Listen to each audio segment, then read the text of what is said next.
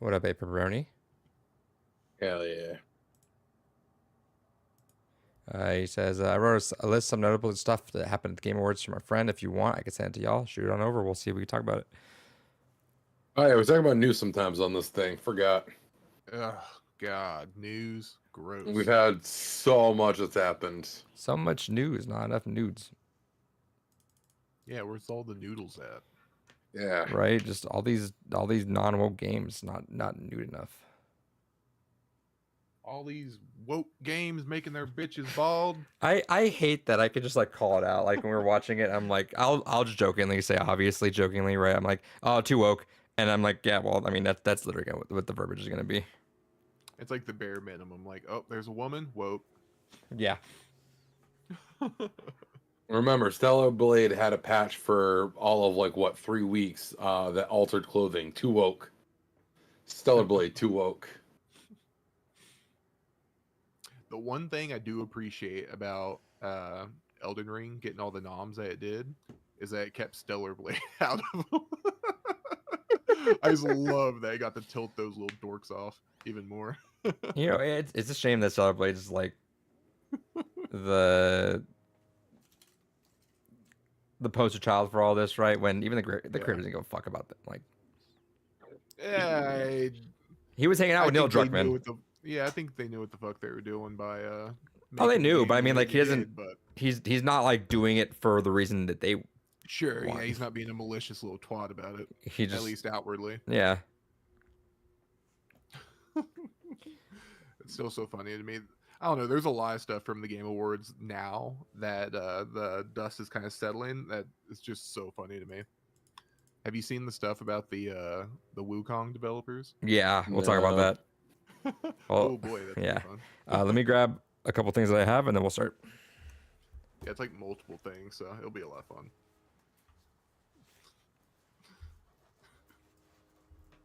fun.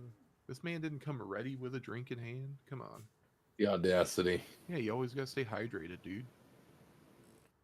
Hydro homies for life.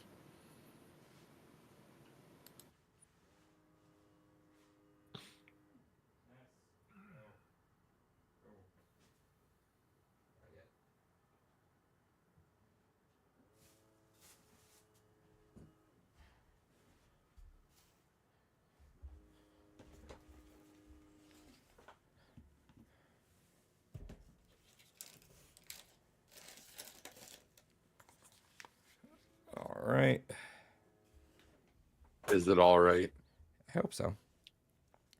I hope everything's all right. That's all we can hope these days.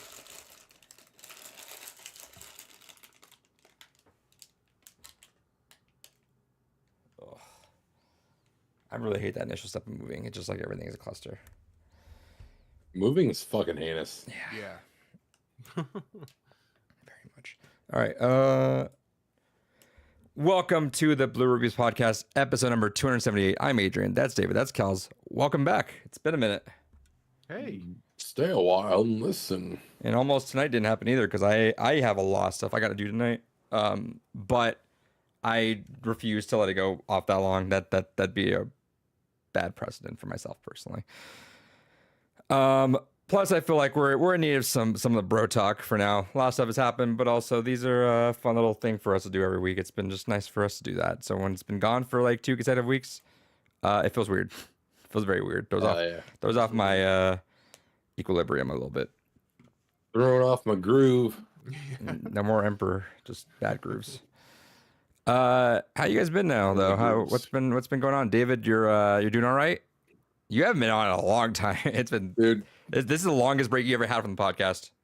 Life's been fascinating. Not a lot I can talk about on air, but life has been fascinating, and I'll phrase it that way. Yeah, it doesn't have as severe positive connotations as you might want it to think, listeners, but foster positivity. That's all we can say, I guess. Hell yeah. Cal's Send your energy to him. Yeah, spirit bomb, David. Yeah. Yeah. Cal's, what you been up to the last 2 weeks? Same shit, different day, man. You know, yeah. living the dream. We out here. Yeah. I had a lot of shit happen, I guess. my team. Shout outs to my team, Smash champions again. Shout out to them. Yeah, Love them for congrats, that. Undefeated season.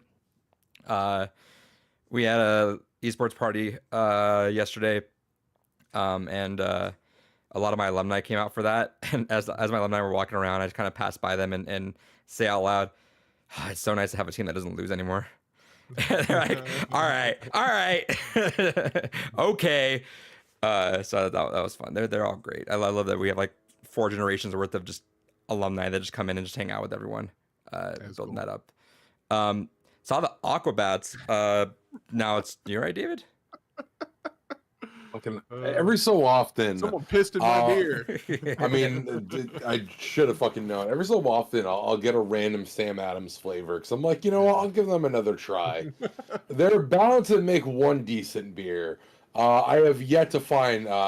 This is their. I got like one of the kind of build your own variety packs there for this week, and this winter lager. Holy shit! It's like licking a dust ball that you sprinkle beer on. Interesting. Shout out to Sam Adams if that's your thing. Yeah, shout outs. One day they'll make good beer. Yeah, hit us It's up still for not that day. sponsorship. Sponsor us. David will love it. So I saw the Aquabats about. No, I think it was like about a week and a half ago. Mm-hmm. Amazing shows. It was the hardest drive ever to LA. I could do that trip, and I have done that trip. Even the course of this podcast, I've done that trip plenty of times, and it's been very easy. Painful. Huh? That sounds painful. It everywhere I tell, it sounds painful, and on paper, it definitely is, and generally, it kind of is, right? It's 12 hours there and 12 hours back, so it's pretty. Why rough. not just fly? It's not too bad. I probably would have considered it, but I don't like the idea of not having the car at least out like right out the gate. But I don't know. I just didn't feel like it. I might do it a little more now, but I also gotta save money. You know me. I'm the penny cruncher. But it was a lot harder for me, and there was a few reasons probably, but this was easily the hardest drive that I've ever had to California, which is weird. But anyway, but it was still worth it. So went out there. I have to be careful of my jokes because I went to Tam's, which is the restaurant that Kendrick's been referencing a lot in his videos. And I posted a picture there saying, I can't believe I witnessed a murder here like 5 months ago. Because they recorded Not Like Us outside there.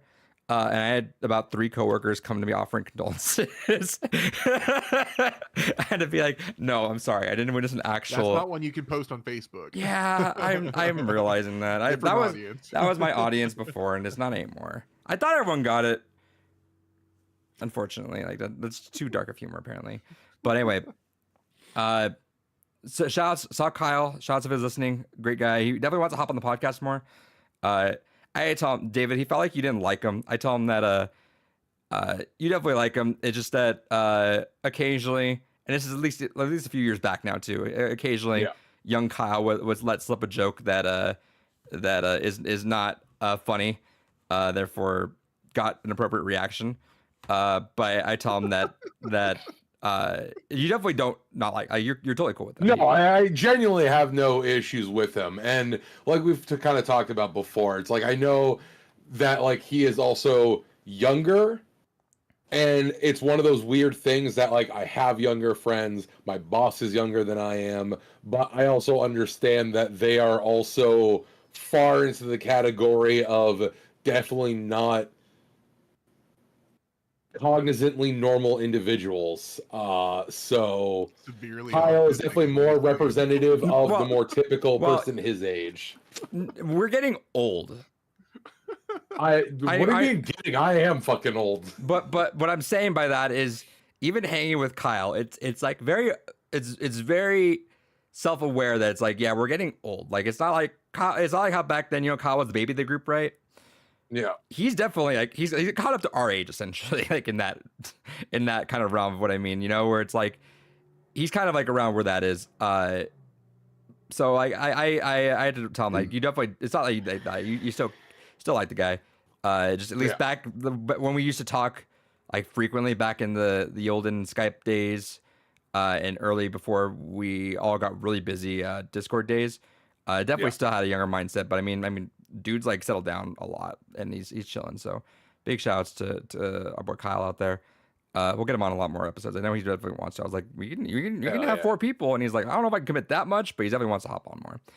He definitely even asked about you, Kels. He's definitely an Yeah. active listener. So shout outs to Kels. How young is he? Ridiculous. I assume he's close to you guys' age. He's probably like 6 or 7 years younger. I'd probably say maybe. Because so like I what? think I'm the youngest out of you two, right? I'm 31. Yeah. Yeah. He's definitely probably mid to late or mid late 20s.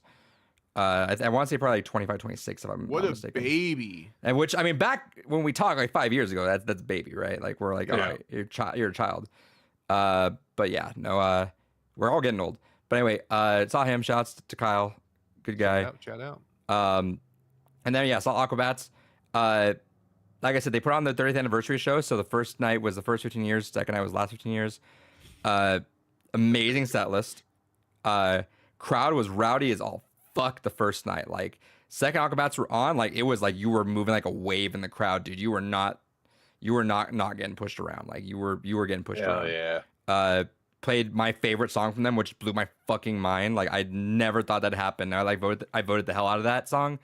And they had a break and they came back out to it. And I was like, fucking mine. It was cool because I was like recording a long time. I recorded this whole previous song. I recorded their intermission video, and for some reason my mind's like, keep recording, just keep recording. I don't know. I have this special Same.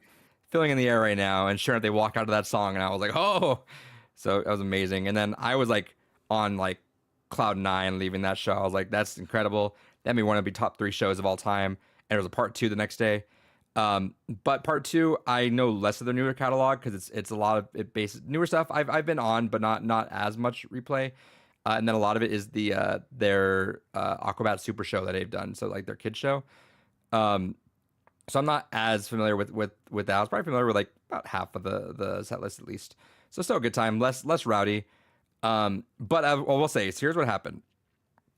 And we're there. And I really wanted to get rail, so I got there like right as it said doors were opening, but doors definitely opened early. So there was people like created there, like there was a few rows of people already, but I managed to like wiggle my way through the opening bands to like get a solid spot where it was like rail, people on the rail, and then me. So it was like I was pretty much at the rail, just like one row of people. To my He was rail ready. to my left, there were these 2 guys. One had a shirt from the show probably the night before, so I'm like, I think you came here the night before. And then he brought his friend. His friend looked like he was having the worst day of his life. In the middle of a fucking ska concert, which is like, you know, just like a lot of energy and all that, he was just like the most like bitch faced, like resting bitch faced, like okay. slight nodding maybe, but like Oh, kind of like when you drag me places. no, like he was actively looking grumpy. Like you kind of you like you know what I'm saying? Like it's like that mood that sours people because it's like, bro, why are you here? Oh, gotcha. You know, like That's literally, me at a ska show. like why are you? fucking hate happy trombones? Get that out of Yeah, here. like why are you? I really was tempted to ask him why he was here. Like genuinely, he was here with his friend, but his I'm friend. just imagining middle of the show. Hey! No, he was next to me. I Oh, could just like, dude, are you all right? Like it's like he found out like his You need saving. it's like he found out someone just died and was like really not like he was just not there. And he was literally like in the front, you know, like with this other guy. And I was kind of getting bugged a bit. You're throwing off my vibe now, bro. Well, because there were like the people that got the rail were like hardcore Aquabats fans. So there was like this girl that was like in the row in front of him, along with a few friends, and she was like 12 out of 10 energy, which is like too much energy for me. And you know those people that you're like, you have a lot of fucking energy. It's a ska show. Everyone's gonna be at 12. Out of 10. No. Well, okay, consider 12 out of 10 the baseline. She's like 15. Okay. Like she knew all the words to every band, even the opening bands there. She was jumping up and down and screaming. Like she's having a good time, right? Like that's the kind of energy that I can't That's match. getting your money's worth. Is Yeah. what that's called. I can't match Yeah. that kind of energy, right? And it's like a lot for me. but I'm happy for them. I'm like, yeah, have fucking like this is a great time for you. Like I'm happy for you. It's like the dude behind her just kept rolling his eyes and kind of annoyed at that like the entire time. So it was really Fuck throwing off. the vibe off. And his friend who was there was like kind of into it, knew some songs and kind of like didn't, also kind of had that face. And the crowd did get rowdy at times too. And where I got pushed around, but I'm like, I'm gonna get pushed around. I'm in the fucking pit in like the very front of a 30th anniversary Aquabat show. Like, of course people are gonna fucking get pushy, right? So I got pushed around, and then like I get pushed into him, but he like pushes me back. But I can kind of tell like a glint on his face that he was kind of annoyed by it. But I'm like, okay, bro, like you both, I guess, are just really not in a good mood. Whatever. And his friend was really roller coaster. Like sometimes he seemed okay, and the other times he's just sour. And so they came out for their encore. They play, they weren't gonna do an encore. They originally said the night one they were gonna do 15 songs one night, 15 songs the other night. But I'm guessing because 15 songs the second night just didn't amount to that much. Because like one of the songs they played was their theme song that got voted in, but it's like a minute long, right? So like their songs just skewed on the shorter side. So they played two more songs at the end for an encore, and they never do encores. For first encore, right? And everyone's getting rowdy again. It's encore. It's the end of night 2. They're getting into it. He's kind of like in the crowd, like kind of like a little bit in front, like kind of like getting everyone to sing along. And so people are getting moshy, and they're pushing hard. But again, I'm in the fucking pit, like almost the front row of a ska show. Like if you do not think you're gonna get pushed around, you are fucking stupid, right? And so he gets pushed, and then dude, not the grumpy dude, but his friend, the one that's like 70% grumpy, turns around to the guy after the song and just goes like, and dude, and the dude had a kid on his shoulders too. And then he just like, there's like a pause in the air. He turns back around, and the guy's like tap on the shoulder. He looks back. Hey, did you just tell me to stop? Yeah, I'm not gonna fucking stop. You're in fucking Pomona, dude. This is a fucking show. This is my town. I am not gonna. He just kept yelling at him like, I am not gonna stop. And the dude's just like, yeah. Even his friend was like, chill, man. Chill. I'm like, you guys asked for this. Like, why? Even if you were getting pushed around, you didn't like it. It's the last fucking song. Who the fuck cares? Like, grow the fuck up. Like, shut the fuck up. If you really didn't want to get pushed around, there was a balcony section. He could have stood up there. Like, no one's pushing the fucking balcony, right? Like, go up there. If you're in a fucking pit, you don't just stand the fuck there. You're gonna fucking move, you idiot. Whatever. That happened. That was funny, but it was like really throwing off my vibe too, because I'm like, this really jarring vibes right now. This dude's grumpy, and there was almost a fight at Aquabat show from a dad with a kid on his shoulders beating up some fucking grumpy guy. That's the most ska shit I've ever heard. Right. But luckily, and David, you didn't see this. Kells, you did see this. I posted this video on my Facebook. The last song, they're playing Pool Party, and MC Bat Commander jumps like into the crowd. He's walking in the crowd, like they're having to feed him the microphone mic from far away. He's singing in the crowd, like last bit of the song, he's like running around singing it. And I pulled out my camera right when he jumped in the crowd. I pulled out when he was like walking the crowd. Cool. So I'm recording it. Like I see him. And then eventually he works his way to me, and for like the very last few words, he grabs me, puts his arm around me, and he sings the last few words with us hugging there. I'm like, this is the fucking greatest moment of my goddamn life, dude. This is crazy. I gotta sing goddamn Pool Party for a finale song on night 2 of the 30th anniversary. Amazing. So Cloud9 again, like they put on some great shows. If you ever get a chance to see the Aquabats, absolutely, it's so fun. It's really cool just how much they give the kids time to like hang out too. Like they actually made some of the girls were, I guess, friends of the group, and they're dancers, so they dance around for some of the songs. They let them be like roadies in between some of the songs too, and help set up some of the mics and stuff, which I thought was cool. So super cool, super fun, great vibes. Shouts to that. And hell of a drive back. It was very tiring. But yeah, that was mostly mine. I've been fucking exhausted. But let's talk about gaming. David, you do any gaming? Yeah, I've been doing a little bit of gaming. It's been patch week and a bunch of other shit, so I haven't done a ton. But play a little bit of the Dragon Quest 3 2D HD. It's been kind of good going back to older Dragon Quest. But goddamn, every time I play something in that 2D HD style, I fucking need Chrono Trigger in that. I need a Chrono Trigger remake in that fucking style so bad. Oh my god, it'd be so fucking amazing having that. But don't touch it. Um, Like I need them to not touch it. just put it in that style because no one knows how to fucking properly scale pixel art. So just remake it in 2D HD, call it a day. Just Right. that's all you need to do. Just visually update it in that style. But you know they're gonna want to touch like nothing update it else. something, which I don't want them to touch it because you know they're gonna want to do like some Final Fantasy like Part 1 style thing. No, I think depending on what team you give it to. Like if you give it to the side that handles a lot of the 2D HD stuff, they preserve everything as much as possible. Like all the 2D HD remakes, like this one and yeah. Star Ocean Second. That's fair. I take that back because I think this whole Final Fantasy 3-parter is not working out as financially much as they thought that it would. No, and we still haven't even seen 9 remake, which supposedly is still around somewhere.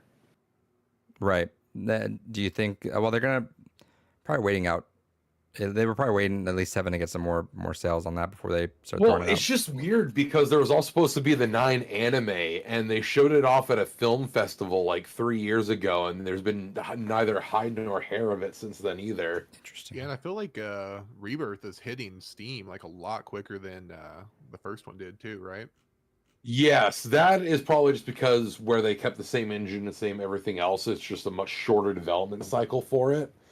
But it's still one of those weird things that like I don't know what the fuck Square is doing with some of their shit. Like there's got to be some kind of weird internal conversations that are happening about like delaying or holding on to certain things, and I almost wonder if there's going to be like an explicit timing to it where it's like they're going to basically just be waiting for when there's an actual drought, because we're eventually going to hit a point where we're going to have the next console gen.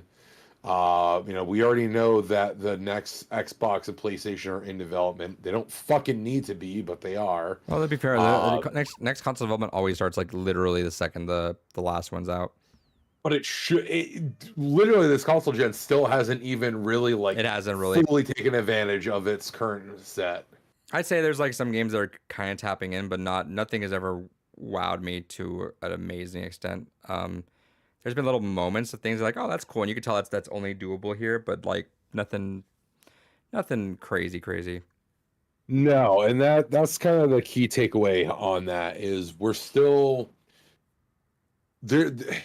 Like going from the PS4 to the PS5, there are some games where it's like you can definitely tell, like, yeah, this was kind of worth the upgrade for, but it's never going to be like it was like going from like Super Nintendo to N64 or even from like PS1 to PS2. Like that technical leap and bound difference, we're not going to ever have that again.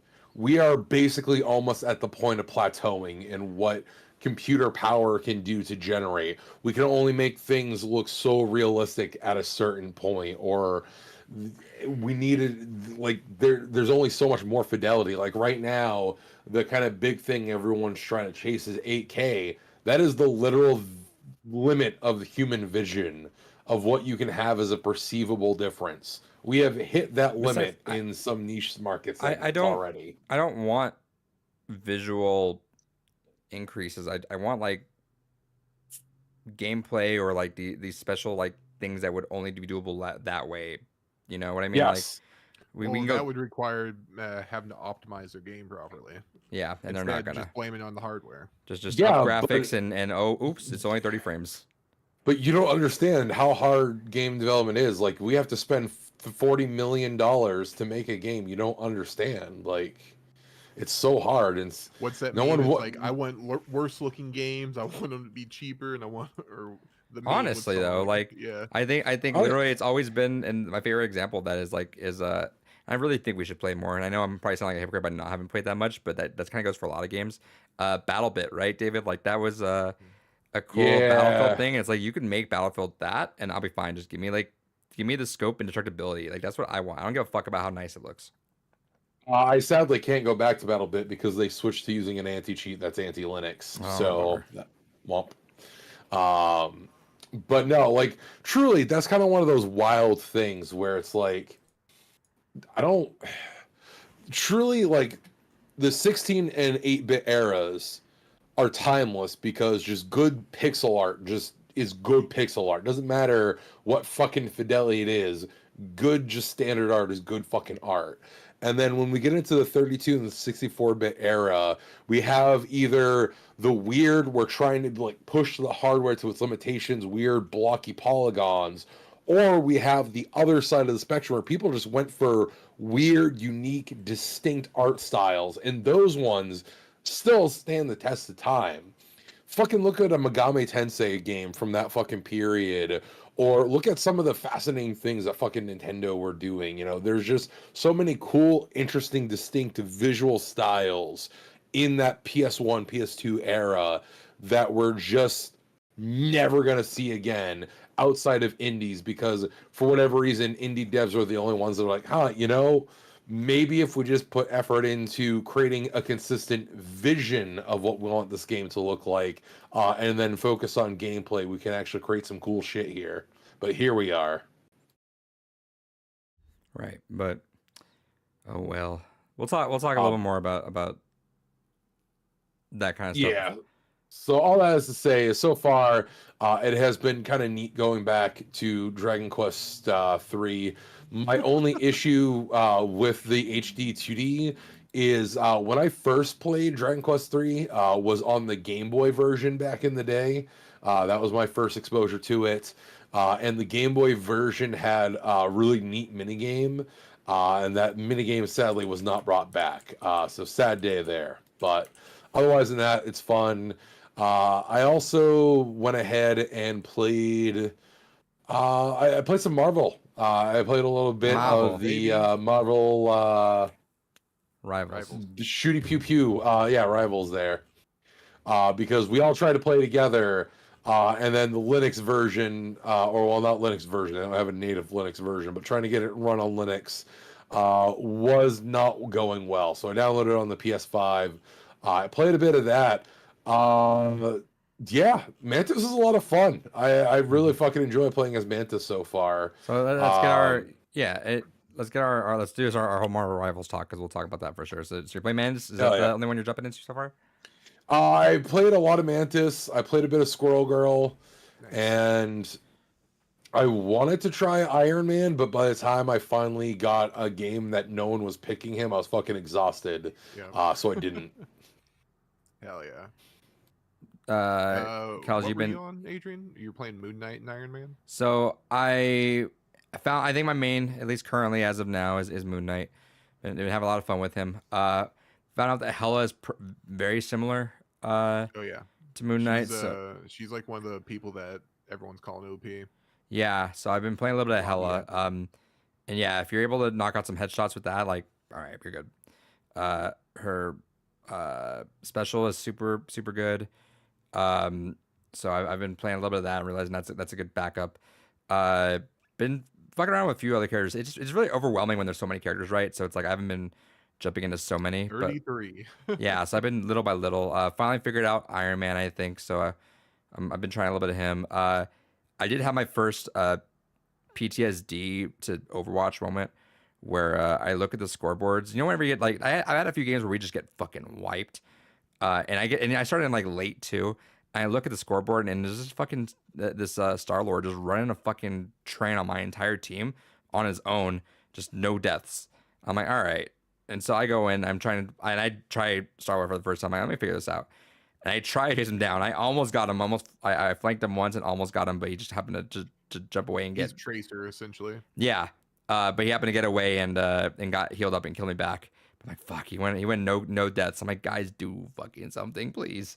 Yeah. They did announce today that there's not going to do any roll queues, which I think is a good move. I don't think they need to modify in the game like this so early. Just let it run the way it runs. Yeah, let it roll. Let it cook. Yeah, I think, and someone in the comments mentioned, I think that was a very smart way of saying is do everything Overwatch did it and you'll be okay. Yeah. I mean, you have like the experiment already done. Like, just follow what they did right and what they did wrong. Even and now, like Overwatch is picking up like a lot of slack. Like they revealed their winter event and they're giving away like 6 legendary skins they for have free. to. Yeah, like a lot of them are old ones. So if I logged into my account, I probably either have them or they're just recolors. But they're giving shit away now. So I mean, they're actually Right. getting some pep in their step. But I think the comment, one other comment I saw, which was like really telling, I think, was I'd rather lose and have fun doing what I want to do than be forced into something that I don't want to do and for a chance to win. And I'm like, that's fair. I think if everyone really wants to be a dumbass and play everyone like DPS, fuck it, right? And so in ranked, once you hit diamond is whenever hero bans come into effect. Each team gets 2 bans. So Okay. like, there is Interesting. like some checks and balances here. It's just like they want it to be super casual for the most casual, and they want it to be competitive for the most competitive. I mean, there's a There is pretty a clear balance. distinction there. Yeah. So yeah, I've been having fun with that, and I think like last 2 nights I've been playing, I've been kind of finding my little groove of like, all right, starting to get this. It You kind of have to figure out the maps too. A lot of that them are confusing. 'Cause literally they're so fucking big, or they're breakable, and the whole map changes. You're like, whoa, where the fuck am I Yeah. at now? literally what I was gonna say just now was on top of just it being overwhelming with just so many characters out the gate, it's hard to just relearn maps, right? Like the cool thing is if you jump in from the go and like there's not that many maps, you can kind of like learn just through repetition, right? But like I have not had that much time to learn these maps, so I do lose sometimes just by like, oh, I don't know where the health pack is, or Yeah. I don't know, like some parts I think I'm gonna go for a flank and it just leads me to like a spawn area that is no part of the actual map. So I've had moments in there, but thus far I'm actually I'm finding my groove in there little by little, I think. So I'm enjoying it. Definitely once I get settled into my new spot, I'm hoping we can get some more games in because Hell yeah. I'm starting to feel a little bit. Moon Knight's so sick though. It's something really satisfying about getting a good hit on him and you just hear that like the clicks going down. Yeah, when they all get grouped up and it's just bouncing between the whole team, it's so fun. Yeah. So I've been starting to get onto that too, and I also again just love when you get that team up, like the group up stuff is so satisfying when it's like you guys are all synergized, you get that extra ability, and you're like, this is good, this is nice. But definitely a game that I want to play with more friends though. I feel like being able to like vocalize that and like if we're getting bodied, all right guys, let's do a group up and then like Yeah, or being able to be like, hey, by the way, there's someone on the point. Someone want to pay attention to the point, because I will say, everyone, and you get this in every game, but fucking A, at least on the PlayStation, I noticed some people just treating everything like deathmatch. Yeah, And I'm like, I get you guys want to just sit in front of fucking spawn and try to camp spawn, but like people still get by other ways and are fucking pushing the point, and I can't peel off as the healer and try to keep always saving it. Yeah, Psylocke goes invisible and bat caps you. Psylocke is a piece of shit, dude. That's the only one that's been frustrating me so much. April in the chat says, I think Moon Knight is my favorite, or is my other main. Oh no, so I've been enjoying playing Doctor Strange. Didn't think I'd play it. I enjoy them, but I think I can speak. I think Moon Knight is my other main. I'll bet you have to try the other characters, but until then, I'll be my friend group's Doctor Strange. Nice. Hell yeah. The game that me and Kels were playing, it was funny that we were holding him off there, and I don't know a lot of these characters. So all of a sudden, Doctor Strange's ultimate, I guess, just opens a portal, and all of a sudden it just all spilt out on the fucking point. We're like, oh fuck. Yeah, That's not good. that is the weird thing with the game is, I mean, you're always going to have that kind of learning curve, but it's insane the weird variety of what can happen in a lot of the characters' ultimates. Like, I don't know what the fuck's going on half the time, in all honesty. Yeah, I've been trying to pick up like the audio cues. Like you'll hear squirrel power and no Squirrel Girl's popping off, or was it what does Star-Lord say? Henshin a Go-Go. Legendary.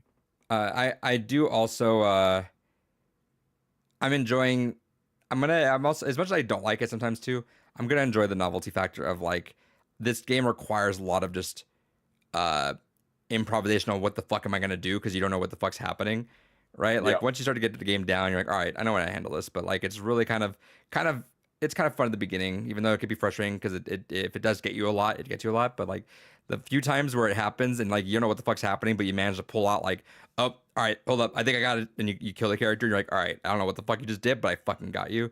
It's kind of fun right now for those beginning parts. No, 100%. Yeah. I completely agree. Everybody says people use Portal. Let Punisher uses turret to mow down people from above. Done that.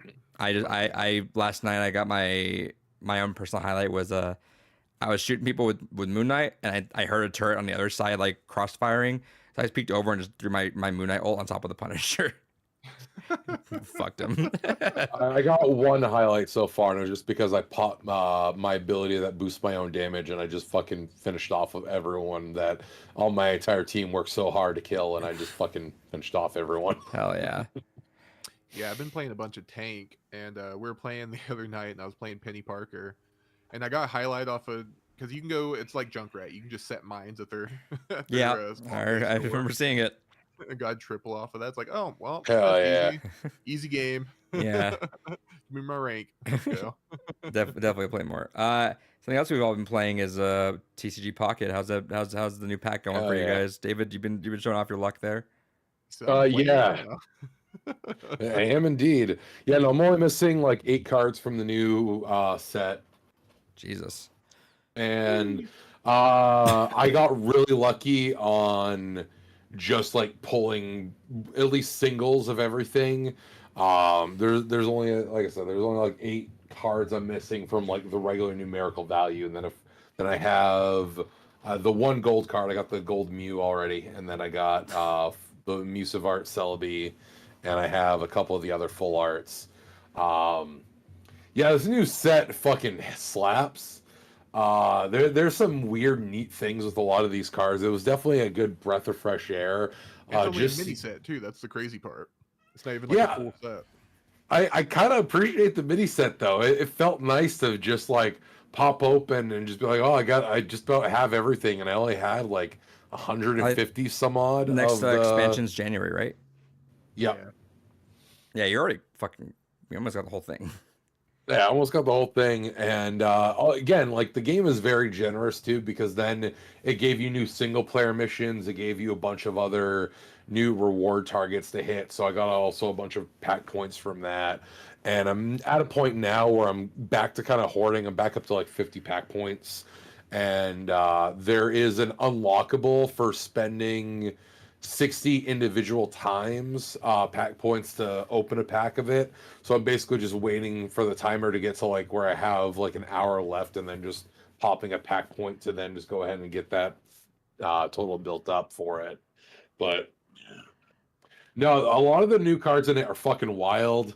I already have everything for my Celebi deck. Celebi EX plus Superior plus Lilligant equals I can get up to like 30 flips on average. 30 flips of 50 damage is fucking hilarious. Also, I really like the new Salazzle. Putting Me too. poison on a fire type is fucking great. Yep. And honestly, I'm running it with the Dragon or whatever the fuck it's called there. That new dragon that's fire water. And I'm running that with Omastar. So Omastar, if I get it online, locks down the opponent just in general. And potentially I already have them poisoned. And if I need a wait to build up those two, you throw Dragon in there, and his rough skin abilities, anytime he gets bopped, he bops it right back for passive damage. So he's just a great wall that also chips away. It's just a whole beautiful, weird fucking team of chip. I love it. There's so much fun, weird creativity bullshit you can do with this set. There is a few things I don't like about it. One, I don't like that fucking Mew EX has its own Koga. I don't know why they felt the need to give Mew X a Koga. But stop it. An EX doesn't need an escape button. I hate you. Fucking stop it. They gave Psychic a weird fetch card where it's like Mystic Stone or some shit. I don't know if you guys have come across this yet. But you look at the top card of your deck. If it's a Psychic Pokemon, throw it in your hand. If not, whatever it is goes on the bottom. But beyond that, not a whole lot of like new ramping abilities, and especially where Dragon really needs something to actually make it viable other than just like fingers crossed hoping you're gonna get to endgame. It's a little fucking weird. Also, no metal. I was bitching about this to Kells earlier before we started. The lack of metal support also in this is fucking sad to see. I was hoping we would at least see like Steelix or something in here. Yeah, There's Ah, those. this is I crazy. hate fighting fucking Meltan decks though. It's so annoying. What are you Such a- talking about? They're so Such fun. Such a fight. I did. I root every time for when I see one because I want them to win. I Good I man. hate that I picked the worst day to finally to actually try. I should have listened to Kel's a month ago, but the Mankey deck's a lot of fun. Yeah, it is. And I really wish I hadn't picked a day where grass is everywhere because of fucking Celebi right now. Because I played a couple games and it was super. It was like, all right, I attack what is Mankey. All right, here's Primeape, just kill your entire fucking team on turn 5. Yeah, Like it's it's fucking done. great. Yeah. So that's Yeah, been, Makey Marowak EX is a wonderful combo for just having quick games. yeah. I did that because I pulled the Aerodactyl EX and I was like, all right, well, I haven't have zero chance to play Aerodactyl, but I just kept throwing out Mankey. I'm like, oh, this is kind of fun. So I was Which doing honestly, that. the Aerodactyl now has a lot. I was expecting the Aerodactyl to not actually be as relevant, but it feels like the meta is already shifting quite a bit, and I feel like I see a lot more people trying to evolve Pokemon now. Did you guys get your 5 consecutives? Nope. Yes. How far are we off? I Kels? did get it the day before last day with my Alakazam Wigglytuff deck. I think I'm at like I got to like 3 was the max. Dang. That Pikachu deck was. I got to 4 a couple times and lose, but I swear it was within the first day I just managed to wiggle that because that Pikachu deck was fucking stupid. No, even with my Pikachu deck, I couldn't get the 5. I got it with Alakazam though. The girlfriend would keep getting to 4, to be fair, and she was like she get frustrated because she's like, I got to 4 a few times, and she's like, every time I get to 4, someone just pulls out like 2 Mewtwo EXs and a Gardevoir just like randomly. I'm like, oh, that sucks. You know what? Mewtwo's hard until it flips tails 8 turns in a row for trying to wake up. I still like my poison deck. I wish it literally. I stand by. If Grimer had a 2 energy attack, I think poison deck would be a tier higher. The Grimer being a 3 energy attack for that is kind of the killer. But I stopped pulling. So since we last been on, I finally got my Pikachu EX. So I hopped off that, started pulling Charizard deck, and within 8 days, I pulled 2 immersive Charizards and 1 gold Nice. back Charizard. Jesus. And I'm like, all right, cool. I guess I go back to Mewtwo because I kind of knocked out most of what I needed. And I was like, I just need fucking commons. I pulled 2 Mewtwo immersives before I could fucking pull an Ivysaur. Fucking hell. Like I never had an Ivysaur. I never had a Persian. I never had like a Kakuna. There's like a handful of commons I just keep missing. I opened Mewtwo packs for like 5 days straight and just got none. So I just said fuck it, and I was saving all my pack points to try to get like a gold back Pikachu or something.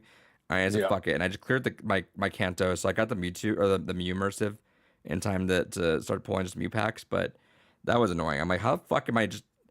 I would like to stop pulling immersives just to give me some of the commons I'm missing because it's so annoying how hard it is to get some Yeah, of the commons. I look forward to when trading officially happens because I think that's the only way I'm finishing up what I'm missing Yep. from the 3. Because I'm only missing like 14 cards from the original 3 sets.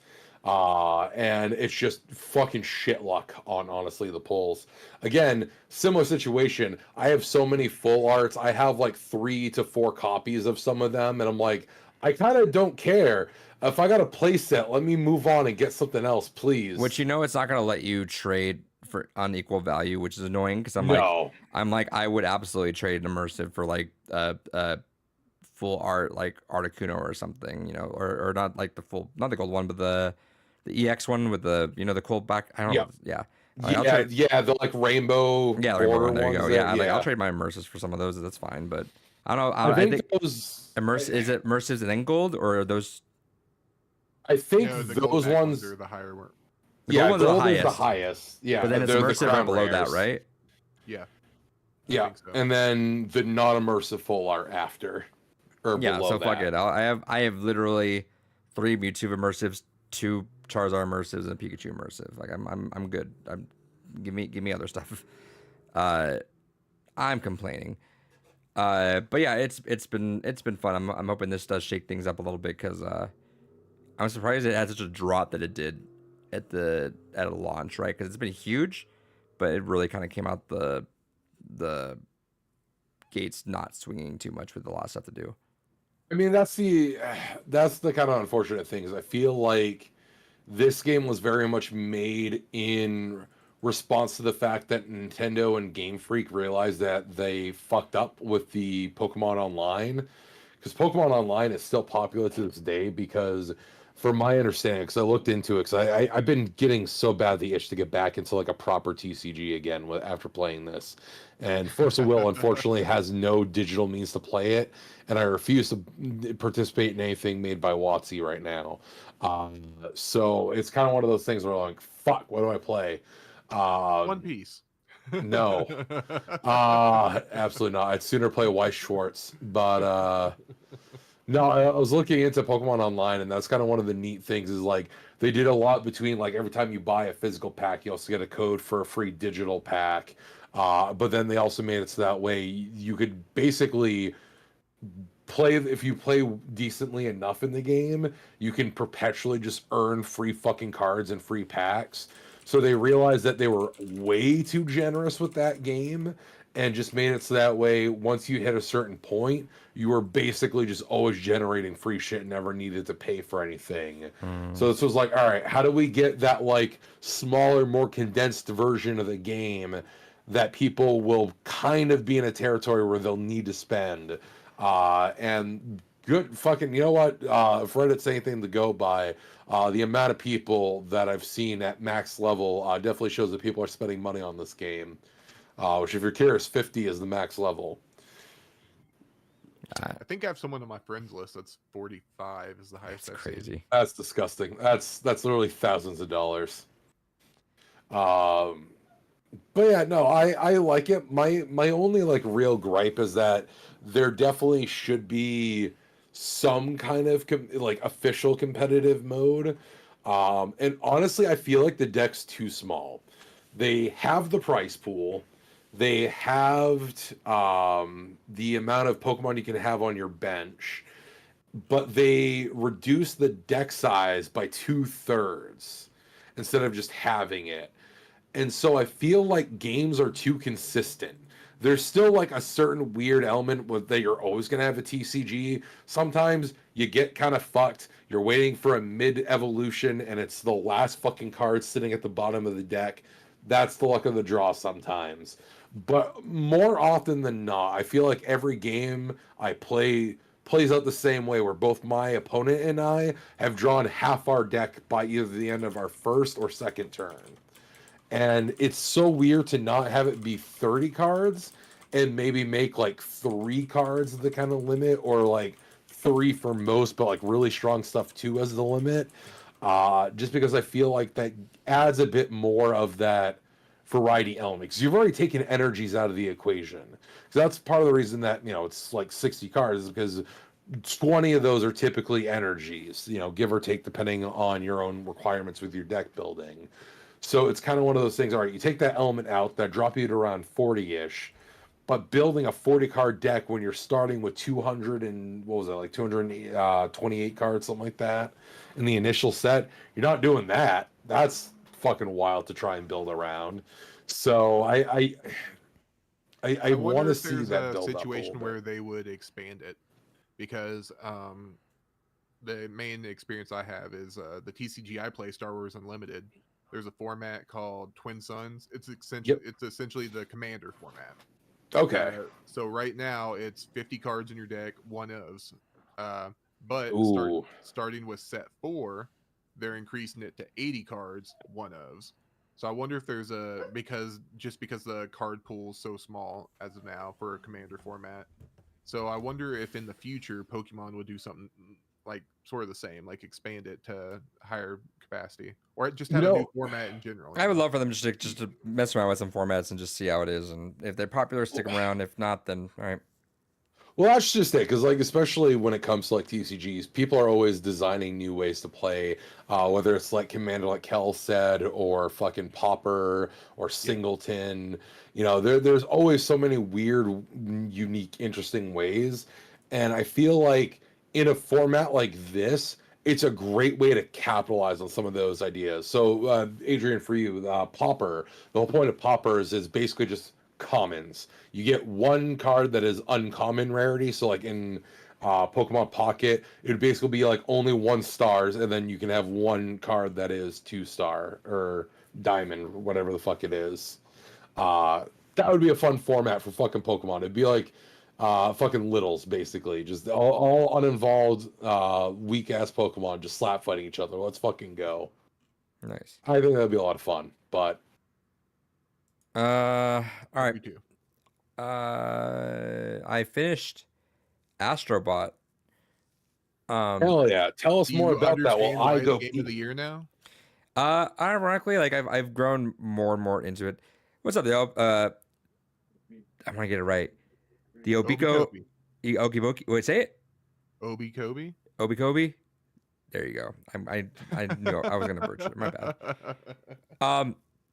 I unironically, like, I feel like I grew a lot more fond of the game just that last little bit. The girlfriend hung around and watched a lot. Actually, I'll wait till David comes back here. Let me wait for David to come by because I want to show this. She might get mad at me, but she also thinks it's kind of funny. Usually lurk. Yeah, well, glad to have you talking. It's all glad good. to have you. I appreciate lurkers though. I feel like shout out to lurkers because that's me a lot of time. A lot of times I'll just sit around and listen to a podcast. And I feel like it just makes me laugh because whenever like I see clips of DSP mostly just getting mad at people not talking to him, and I'm like, dude, people are watching. It's fine. Just trying to ask about. Astrobot's a game that my wife would really love. She's really into platformers. Like like I told you, she got like all the moons and Odyssey. Yeah. I give her a good platformer and she's gonna mow through that shit. Christmas. Well, the PS5's in my office, so Yeah. I had to buy you another PS5, I guess. Just, yeah. Oh no, guess we had to get. Guess I needed a pro. Yeah. I just try to ask, but I like it. Nice. Yeah. No, I've been really enjoying it. So I completed 100%, went through, got the platinum. Nice. It wasn't too challenging. The only fuck my neck. the only time I ever got like actively frustrated with the game is there's a monkey ability where you can like grab his arms and you gotta like tilt the controller to like move his arms up and down. And there was a speed running level that required that had a lot of death traps on it. So I had to play a solid like, and again, it's not that bad, right? But 15 minutes, maybe 20 minutes on this, and it was just having to like get around this where I was like throwing myself off because I had to sit a certain way to like get through it really quickly. That was the only time it was ever like a challenge. Like there were some really challenging levels, but I don't ever talk about this. I kind of come to the conclusion a lot every time when it happens. I just never think about it afterwards. I really am a platformer person. Like I like platformers a lot. Oh yeah, for sure. 3D platformers. I've never been really a 2D platformer fan as much. Just was never a retro person like that. But 3D platformers, it's kind of on my DNA. Like I mean, Banjo all day, every day. That's literally Yep. if Banjo ever happens, that's my next reaction where I'm fucking crying. Reporting for duty. God, I still can't fathom the fact that Microsoft did fucking nothing with Banjo Kazooie after releasing those fucking characters in Smash. They got a huge reaction, and Astrobot came in and did exactly what Banjo could have done. Right? Tell me, am I wrong? Banjo or Conquer could come in Yeah. and I'm do. hoping Astrobot lights a fucking fire under someone's ass. Dude, make Conquer the Astrobot of Microsoft and go through all the Xbox worlds and just making fun of them. Or yeah. Your free money, Microsoft, of all people, have it. Fuck it, I guess, right? Free money. Like, how do you not do that? Or Banjo. Real estate. It's like make like there is a market. It might not be huge. I understand that. I understand the sales aren't massive unless you're Nintendo, right? But like, dude, like a Banjo, and that's like stuff. It's severely lacking on the Xbox side. Xbox wants to talk how many different games they got, how many like the varieties. They don't have any original platformers. Like, and you have Whoa, they have Bubsy, okay. I did see a sad comic someone wrote where it was Banjo Kazooie talking, and I think it was Kazooie just saying like, yeah, it's crazy, Bubsy, and just listed off everyone that had all the remakes, dude. Everyone is getting remakes, even like even Bubsy, Gex, everyone's coming back, but I Banjo. do still need to pick up that Bubsy collection though. I'm Oh, shut the fuck up. Unironically, okay.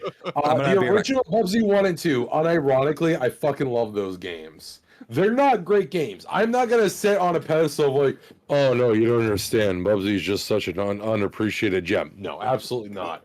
But I have such an insane nostalgia associated to those games. So, growing up, one of my uncles, gave me their Super Nintendo. And when they gave me their Super Nintendo, they gave me a handful of games. Amongst those games were Bubsy 1 and 2. So those were some of my first, like, I really got to sit down and get to know those kind of games. So I have a soft spot for Bubsy 1 and 2. As an adult, I can appreciate and understand they're not good games. They're not well-designed games. But, like, they give me a warm and fuzzy in my tum-tum that few other games do, just because of that sentimental association I have. No, I feel you there. I have plenty of those games. Obiko in the chat. I have a nostalgia for the Pac-Man World Series. Loved them as a kid. Had it on PS1 and GameCube. Honestly, I need to give those games more of a chance. I remember playing the Pac-Man World games on GameCube, like about an hour each. Yeah. And I remember being like, yeah, this is good, but then like never going back to it. I really want to sit down and like fucking play those at some point. Speaking of those types of games, I don't think we talked about what we got this week. Not yet. No, we kind of skipped right. We did the old way, which is doing what we played as opposed to then going into what we got. God, sometimes we we, did it just the old accidentally way. do it. I mean, it is a good segue because what we're talking about leads right into what I got. So, shouts to me, I guess. It was my birthday yesterday. Hell yeah. The girlfriend made some cookies for me. And she's been hell watching me play a lot of Astrobots. She made me. I'm gonna show you this part first. That's really cool already. Okay, she made Good that. shit. Good shit. Yeah. She made me something else, and she felt really bad about it. Because I guess she's not worked with this kind of sugar before, and it melted. no. And it came out pretty funny though. And I'm like, oh Aw. look, he's crying. Oh. Hell yeah. Yeah, you gotta take a picture of that and send that to me because my partner would get a kick out of that. Yeah. She was like, so I made you cookies. They all got burnt except for 2.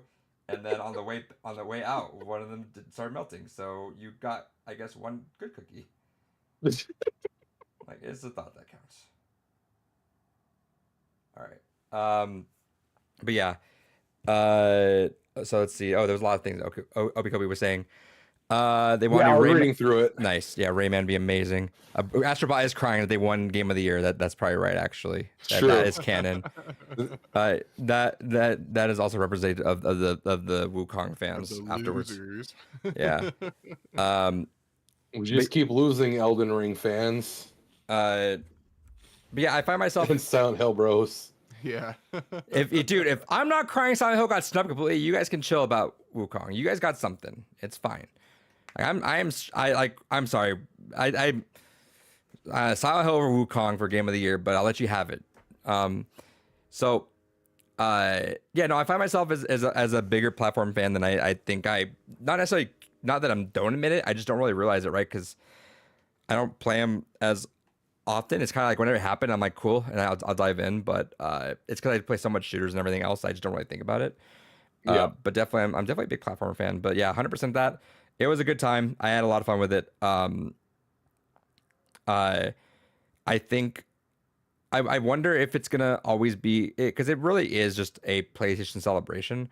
I wonder if that's gonna be their goal for all the time. And like I think I mentioned this when Kels were on and I were on that Yeah, time. no, But that was my whole issue with the idea and like Astrobot in general. So far, all we've seen is just like it being like a tech demo for PlayStation or like a love letter to like PlayStation.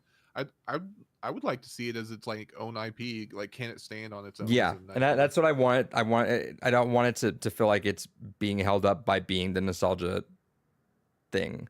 It's See, cute. I'm kind of torn on that because like I feel like it fits a weird niche of being like the Smash Brothers of platformers. But it's not really Smash Bros. It's just cameos. Like they've very, It's cameos, but like unless you went like a weird like Nintendo fan game where it's like literally here's every character in their own weird dynamic way of interacting. Like here's Smash or here's Crash and Spyro. I think it would and be cool if it kind of leaned into being kind of like how Little Big Planet is, I guess, in a way.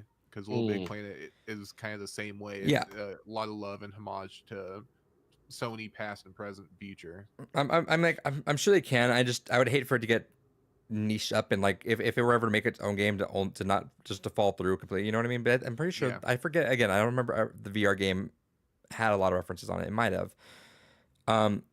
But yeah, there are some levels where the game will be like, oh, you're in Horizon, you're shooting arrows, you're in God of War, you're throwing an axe around. Like there are some parts like that, but largely it's just the cameos. But again, the cameos are cute, right?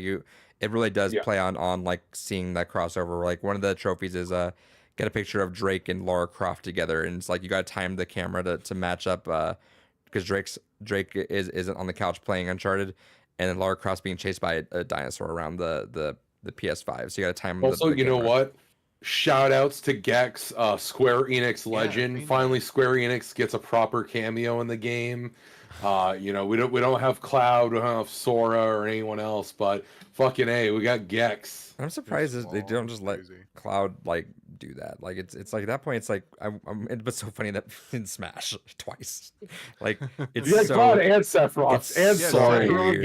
Mario. It's so weird, but that just shows how much prestige Smash has, right? Like it's an honor to be in there by everyone. So That's the thing is I'm sure like as much as like the licensing argument I'm sure goes a lot into it, I'm sure there is also like that level of honor, like yeah, we're more willing to negotiate to allow this character to be there because especially in the case of Smash Ultimate, I don't think we'll ever get a fighting game like that again. So I don't think we'll ever actually get that bombastic of a level of a official big company crossover like that. But like think about it this way, like yeah, it makes sense. Is like if Square wants them as DLC, it makes sense, right? And it would make sense for Nintendo too, because like the royalty things would probably be a lot. But then Smash Ultimate had Cloud on disc or on a cart, right? So like there is something there with that, and that goes to show again just how much pull Sakurai and Nintendo have with just how much prestige that is, right? But then you would think like because people even in Tekken, right? We got Clive, which is fucking amazing. But like people wanted Tifa, right? Though people really wanted Tifa in there for so long, but like that did not happen. True. I didn't even think about that. Like how the fuck is because they are both Final Fantasy characters. Mm-hmm. And it's also fascinating because Yoshirio Ono actually said he wants Clive to be in Tekken forever. He wants that to just become a regular Tekken visiting character. And I'm like, how about we don't? Cooler. Yeah, but like I mean, like I know everyone's been wanting Tifa in there forever. Like it's crazy that and again, like I understand I kind of ish though, because like 16 already happened and 14 or 7 still happening, but I don't know, like it's kind of crazy because you could tell there's like, and she's not the one that dies, and Tekken's not there, like Tekken's not at where Smash is where they could just get them. Also, it's just weird that like Negan, yeah, well, that's kind of the weird thing when it comes to like Tekken has a wild history with fucking guest characters. We got fucking Gon, we got Negan, we had Noctis. Like the height of Walking Dead's like fame, I feel like. Yeah, and so it's kind of one of those weird things where it's like, I mean, I can't fault them, but it's so weird to return to the well of the same series. I think that's the first time that's been done, where that's the first time they've officially gone back for a cameo character from the same series. Yeah, but I mean they're different enough. It's fine. It's fine. I think it's pretty cool. Yeah, but we still don't have Kiryu, so like, and we also still don't have Waffle House as a selectable stage. To go to it because I think that we've talked about this a few times and there's Smash talk being happen. If I like the next Smash sequel, if the Switch gets a sequel to Smash or Nudge Support Deluxe, could be a reboot, perhaps a downscaled roster. I know some people will whine about it for sure, no matter what characters introduced. But I wouldn't mind a slightly smaller roster. The mechanics change up, keep it fresh. And then Abraham said if they ever do it again, it'll probably be an anniversary thing. It has to be a big Smash Ultimate like game. Oh, wait for for Smash. I mean, there's no way Switch 2 when that comes out doesn't eventually get a Smash Anyway, game. it's weird when people say there's not gonna be another Smash game. Like, no, there is. Like, there's no. It prints money. It's There's gonna happen. no universe on this world where Smash does not happen. In fact, like, let's just keep a spade. I'm trying not to be biased, but I'm gonna be a little biased. Directs and Game Awards don't hit the same when you're just like there's no Smash on the table. You know, like Yeah. every time there's like that inkling of like, are we gonna see like that Smash logo pop up here? You just never know, right? It's always had this air of mysteriousism to it. And so like it just hits different and it prints money. I'm shocked they never made like a deluxe edition of Smash Ultimate. Like that astounds me. Yeah, like even in Japan, there was never like a re-release with like some of the DLC on Kart because they do that for Mario Kart. Yeah. Like every like few months, you can go and buy a brand new version of Mario Kart 8, and all the DLC is just bundled together on the cart. It's part of the reason I held off on it because eventually I'm gonna want to get it because my partner really wants to play it, and I have some friends that enjoy Mario Kart. So I'm like, fuck it, I'll get it that eventually. But like I kept holding off because they just keep printing new cart versions and just have all the DLC in there. Fuck it, why pay for the DLC when I can wait long enough to get it all physically on cart? I think the only rationale I could have is that maybe it just really is not worth it with the licensing cost of how much everyone makes because it just really is all guest characters as DLCs, right? Yeah. Because you're 'Cause paying, that you're is paying the weird Square thing. twice for Hero Yeah. and Sephiroth. You're paying Microsoft for 3 times Banjo, actually, because also Sora. Sora. And then you're paying Microsoft twice with Banjo and Steve. Eve. So maybe it is too much like that. But I'm surprised there wasn't even an attempt at that, dude. Because that could have like boosted that game to be top seller of that for sure. I do think, to go back to it though, I think it's to be a smaller roster. I don't think you get bigger than that. I think this is this is the MK Armageddon of Smash, Yep. where it's like you're never getting bigger than this. I think every single roster from here on, it's not to say that they're going to be progressively smaller, but no one's going to reach this height again. And I think that's for the best. No. As someone who's still coaching and has to deal with the game competitively, I think it needs time to condense it down a little bit. Like it's. I want to get back. I want to go back in. Sorry, good. I was about to say, you being a coach and like interacting with the players, what do you think the players' consensus would like? What do you think they want to see in a Smash game? I mean, I don't know. I think depends on the level of competitive. If we're talking like, the younger players that really don't really care too much, they'll pick whoever and they have fun with it and they don't really care. They kind of button mash on They're it. just like characters, give me characters, Yeah. give me content. When it comes to people that know the game, I think the weight of DLC still sucks to them. Like even though DLC feels as old as them sometimes, right? It's like they'll still like complain about DLC, rightfully so, because DLC is busted still. Like that game left, and Steve is still around. That game left, and there are still some characters that just are doing some stuff that they should not be doing. They said, "Deal with it, nerds." Yeah, really. But I was like, have you tried just getting good? they're very good, and they still deal with this. In fact, we are undefeated champs, and no one's using Steve. So shoutouts to us. Yeah, but how many of your students are going to Evo? They can't go to Vegas; they're too young. Nor does Evo have Sounds Smash. like an excuse. Nor does Evo have Smash to begin with, so that'd be a bad Oh choice. yeah, if that's they went. right. So Why weren't they just playing competitively when Smash was at Evo? Huh? yeah, because they were in the womb. They do play a little bit competitively though. They have been on the grind and like going to Smash Fest and like and playing. Like I have some of my buddies, like my buddy who's like #1 ranked has been playing with some of my players because they'll have house parties on there and they'll just play Smash all day. And he ranks one of my players to the point where he beats me all the time. I'm like, all right, whatever. Like, you should get better. I think I told Kels this. You'll laugh at it, David, but they walked in on me playing online once, and I SD'd against a Samus, and I should not have. And my top player, who could beat me pretty, like I have to like try against him to win, and he just looks at me. He's like, "Ooh," I'm like, "I'm gonna run it back. I'm gonna win." He's like, "That's not my coach." I'm like, "All right." All right. And every once in a while, though, I'll like pull out some bots from Smash for me, and they see me and like, "Ooh, look at you go!" I'm like, "Yeah, that was when I was like on the grind, like you guys. I went home and I played this game. I go home, I don't do that. I go home, I don't touch this game, and for good reason. Because I promise you, if I came home and there is a part of me every time it happens, because it happens once, maybe once or twice a year. It happens where I will sit down on the couch, I will load Smash up. 7 hours later, I'm like, "Holy shit!" And I'm like, I can't do that. I can't do that anymore. I do not have time, nor do I have the interest to sit down and like grind out to a point where I can be where I'm at anymore. Like I have other interests. I have other things I want to do. I wish I had that, because like early, like mid-20s me had that fucking fire, right? Where I am on the grind. I am going, dude, but I just don't. And I'm like, every once in a while though, like I get these guys keep me fresh enough where they get me still like staying on top of it a bit, which is good. But it does a little bit. I'll give them lore. I'll show them like the crew battle online that I did where I wiped out 15. Like I wiped out literally half their team, and they'll just like kind of like everyone's like try to razz me a little bit. It doesn't really work.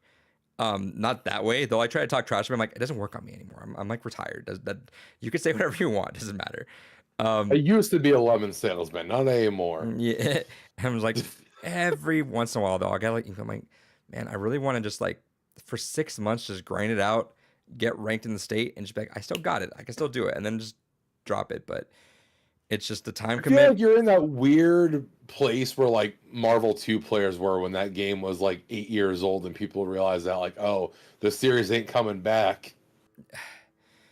No, there's just something because it's like, I like I'll go to a local and I'll do, and I did like the worst I'd ever did at my last local, which is fair, right? But like I'm still kind of a gatekeeper ish. There was like I could go figure. I died from Byleth, right? We talked about that. I was like I died from DLC because I don't practice enough against some of that. But like there's times that I'll have friends that like say to me, man, it's tough that like I go to weekly still and I still try to like practice and you don't, and you still come in and you still just wreck me. And I'm like, I know. And my buddy's like, my buddy, the one that's ranked 1, he's like, you still can, dude. Like you can still come in and just polish it up and figure it out. Like, you know what to do. I'm like, I know what to do. I just don't have time. No, that like because like I don't want to go to a local every week, dude. I don't want to go to a local every week. I don't want to sit down and grind out for like 4 hours, 5 hours. Scared of being great, Adrian. Yeah, that's what one site tells me. The other site says I want to play Marvel Rival or something, or the other site says, hey, sometimes sleep is nice. No, I get that because that's part of my problem with like TCG specifically is every so often I kind of get that itch. Like I want to deck build, and especially like that's kind of part of why I have been enjoying Pokemon Pocket, especially now with this new set. Is immediately my brain has been going into like let's net deck. Let's go ahead and design some things. It's tough. Let's figure out how all these components work. For me, getting into Star Wars, it's been a really good, really good hobby, honestly. Like you said, net decking, just making decks, going to weeklies, playing. It's tough. Been really nice being consistent. When you have that competitive and you know, like it's like I see people that just don't give a fuck about multiplayer games, and that's not me. Like that's not me. You put me in front of a game like that, even Overwatch, right? Like that was a game that if it worked and it was still the same, I'd still probably be on it every day. You know, like there was a time on the podcast for years. Hey, Adrian, what'd you play this week? Overwatch, Smash, right? Like that's literally all I was doing. I was on the grind for that. Like it's really tough one. It is. But I gotta say, like I'm really really glad to have found a home coaching, right? Because I can live vicariously through these guys and like really play the game and put time into that to see them push forward. And I try to tell them too, right? Because there's at least one player on the team who's grinding. He's getting on me like a little bit. Like I could beat him all the time, but like I'm slowly but surely I have to think a little bit more, and he's starting to get the edge a little bit. And he tries like say to razz me, but I'm like at the same time like he tries like get me like we'll talk trash to each other in a fun way, right, to get him going. But I'll say like that's my goal though. Like my goal isn't that I want to always beat you, right? Like that's not my mindset in here. That's not my goal. Like I'm not on that anymore. But like my goal is to get you to a point where you can consistently beat me. If you could beat me consistently, we're gonna win, because I can promise you I could pick up, and I've done this a few times where like my players, they ever got wrecked. I'm like, tell them to hop back in. The kid hops back in. They don't know that coach is gonna play now. Like there is some guy on the. I'm gonna run it back against their whole school. Fucking let's go. They don't know. They're just some school, some kid sitting on the other side of the online screen, and the coach picked up the controller, picked Mega Man 3 stock. I'm like, there you go, and they're like, oh, okay, and like like it's like if you could do that to me, you're gonna win, right? So it's like that's like my goal, and I'm like, even like I'm not the ending stone, right? Like I'm not coached to a point where you can play like hyper competitive, but like I'm getting to a point where once I give you the building blocks, you can kind of go from there. Yeah. And that's the way I've always coached. And just to wrap that up, I'm and to go back to is like I felt very validated because this year was scary going into it because like we said back-to-back champs, but I lost two of my vets, right? The ones that I inherited when I walked into coaching. Like they were there when I started coaching. So it's like I never felt like they were my players because we definitely won because of me. But I have that imposter syndrome a little bit, right? Where it's like, yeah, but did I just get lucky and pull them in there? Like, did I get lucky and just happen to like fall into a school where players were solid on it, Like, I don't know. But then like now having a team full of players that have only been there since I've been there now, and we've had our best season yet. It's like it's validating, and but Now you're becoming a dynasty. yeah, dude. And I tell them, I'm like, guys, we got an undefeated win. We've knocked probably the school that I think is the second best behind us. We've knocked them in a third place 3 times in a row now. I promise you they are gunning for blood on us. And I promise you, like every other team, we have the biggest target on our back now because people always slept on us all the time. They're like, oh, they get carried. I'm like, guys, we have a target on our back. So what does that mean? And I love it because I'm like, what does that mean, guys? We can't sleep on them, coach. I'm like, that's exactly. We keep going. Don't stop getting hungry because like they're on us. So it's kind of cool to like flip the script from like players who sometimes feel like they'll lose. I have one player who loses and he just busts out crying. He's like, I kick me off the team. I'm like, I'm not kicking you off the team. You have an incredible win rate. You're gonna lose. You can't win them all. Like, and who wants to win them all, right? You want to lose a little bit. You want to bleed a little bit, right? Like that's kind of exciting. If you win forever, okay. But like, knock me down once. I'm like, all right, cool. Let's go again. Run it back. Like that's the fun part. I think that's always it. Yeah. Sorry from success. DJ Khaled, Adrian being too good at Smash. Yeah, dude, it's too good. We've had 6 first place, 2 second place, and 1 third place in our esports stuff since I've been at that school. So I'm like, That's fucking wild. Keep bringing it, guys. Like little by little, it's like I have people just kind of keeping eyes like, you got, how many trophies you got right there? We're like, we got 5 trophies right now, dude. We're going, dude. Good so yeah, shit, man. that's what I'm saying. It's like it's nice to have that, right? I can't compete because it's taxing on me. Even when I was competing, it was taxing. Maintaining number 5 that I was, where I peaked, was taxing. But being able to do this and help this next generation really go up there, it's cool. But man, just to go back all the way back to where we're at for my whole spiel, the idea of a new Smash game and just running it right away, dude. Oh, dude, like just the chaos of it all. Because I will have to grind it out. Like, yeah, I'm like, I have to get on that. I can't like just sleep on that game. I have to play it. I have to get myself back to the level where I'm at. Like, give me an excuse to. Speaking of which, 2 quick thoughts. One, all that said, shout outs to that dude who, what was it, like last year, the year before, was a married man, father of like 2 children and still grinded out and made top 8 Evo. Shout outs to that dude. Dude, that stuff is always like that, and like Mango and Melee, dude, being literally like, I think he's like a week older than me, still getting some first place here or there. I'm like, I'm not too old though. I could do it. But I wanna. It's like it's really genuinely. It's always like 2 sides of me always yelling at each other about that. Hell yeah. And then also as a side note, because Kels keeps mentioning the Star Wars TCG, I decided to look into what's actually like locally popping off for me for TCGs. Of course, Magic is always fucking popping off Classic. because that's the one that never dies, which is unfortunate because I, again, still refuse to give them money. And then the other one, unfortunately, is Lorcana. And I also don't feel like giving Disney money. So I'm just not going to have any local competitive TCG edge. I wish Force of Will fucking took off. 100%. Force of Will is like, what if we fixed the mana problem Magic the Gathering and also added in some other neat fucking things? Have you played Force of Will at all, Kels? Nope. Okay. So there are 3 things that separate... me cat. Go up. Hell yeah.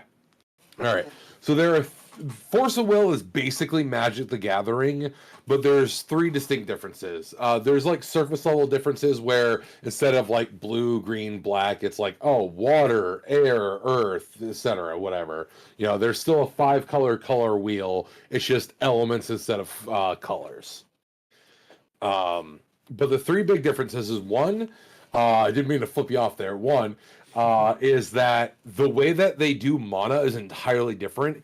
You have a whole separate mana deck, Okay. and you can choose if you want to pull from that mana deck. So you completely control your mana curve. You can have up to 20 different cards in your mana deck, and there's the generic, like, basic land, essentially, where, you know, you can have as many swamps or islands or whatever magic equivalent you want in there. But then you can also have the, like, oh, here's the dual lands that give you fun things, or here's just like weird novelty special lands. Any combination you want, up to 20 cards. You have complete control of it, and you choose if you decide to draw from that or not. That is tethered into one of the other mechanics of Force of Will that separated it from Magic the Gathering, which is it has a default kind of commander system as part of its basic play. So you have what's called the J Ruler. And the J Ruler is like a unique creature that in its default form just gives you passive abilities. So like its passive form will like, oh, if you're like going ahead and dealing damage under this condition, like increase the damage by a little bit, or like, hey, in this certain circumstance, you can pay extra mana to go ahead and like get lifelink, or some other weird little kitschy things where it's like, it's enough to like give you a playstyle archetype, but not enough to like really swing the game into a different direction. Mm-hmm. Then it has what's called its ruler form, where you turn it into an actual combat creature. And that's where the difference is like you can either choose to keep your ruler in its regular form and keep drawing lands, or you can go ahead and decide to use your ruler in its combat form, and then you stop drawing lands until it dies. So it becomes a regular creature at that point, it fights and then dies, and then it just goes back to being its passive version. And then that like creature version has like souped up versions of what it can normally do passively. That's interesting. That's almost identical to how leaders work in Star Wars as well.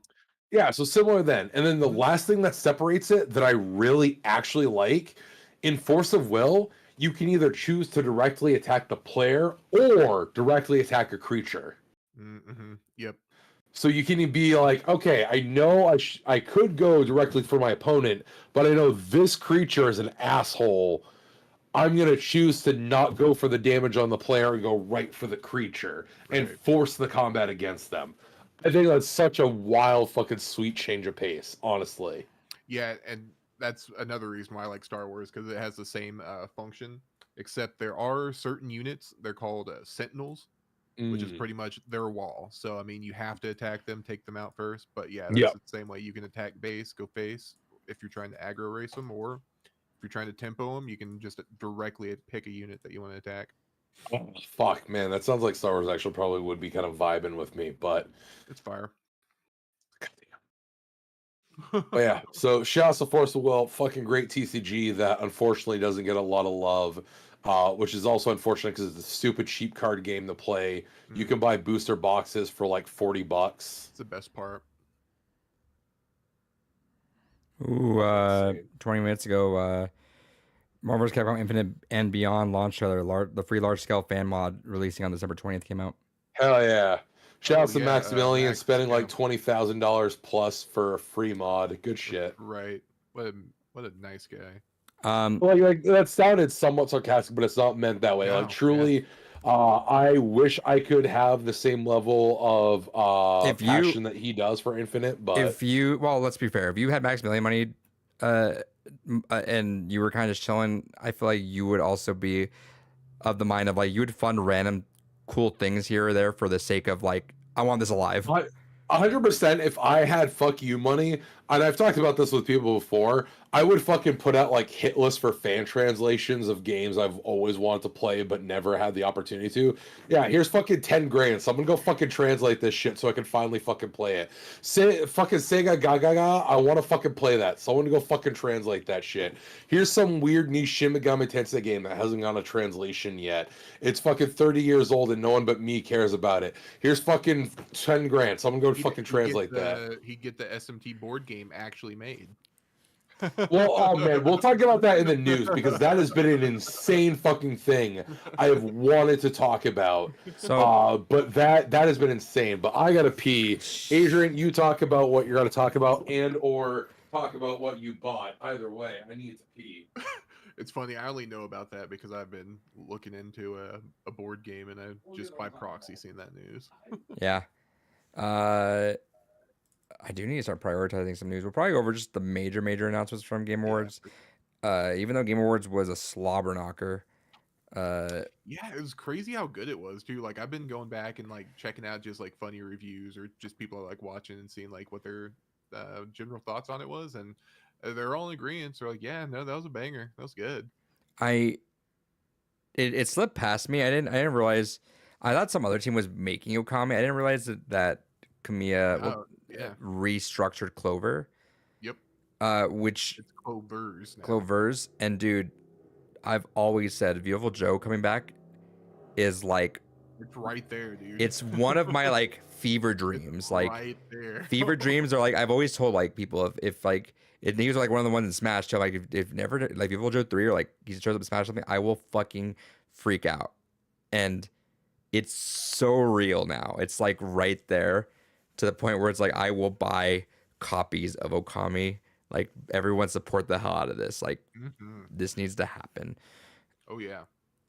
We'll talk about that more, but yeah, the 10th anniversary is yeah, not disappointing. Cooking. Yep. Yeah, Capcom's like, hey, we want in on this thing, dude. Like, good for them though. I'm loving what Sega and Capcom are doing. Like, bring everything both back. of them, honestly, yeah. Yeah, because Sega, they had that big initiative with all their games that they showed off, right? As well. Right. Yeah. And now they're bringing back what's the name of it? Sonic Shadow Kart, whatever. Sonic Team Racing. Yeah, but it's whatever it's called. I forget what it was called. Oh, the Sonic or the Shadow version. Yeah. Yeah. So really quick, what I got? I got Indica. Hell yeah. Hell yeah. Nintendo. Yeah, and then Clock Tower Rewind. Ooh. Waiting for my Japanese copy to come in. Fair. Oh, and I was gonna actually, give limited run money. David, did you know about the thing your partner made? Yes. Yeah. So I got that in the mail. So shout outs to David's partner. I got a cool Mega Man beanie with some earmuffs, which is super cool. These came out really awesome. So I told my girlfriend to tell her thank you, but tell her again I said thank you because these came out really. She's really good. she's really good. If you want more shit made, just let us know. Yeah, for sure. But yeah, and she's doing all right now, by the way. Just I don't want to spend time on that. Just recovery was solid. Yeah. Good. What about you guys? Anything you guys get? Oh, I got a ton of shit. Kels, you got shit at the show?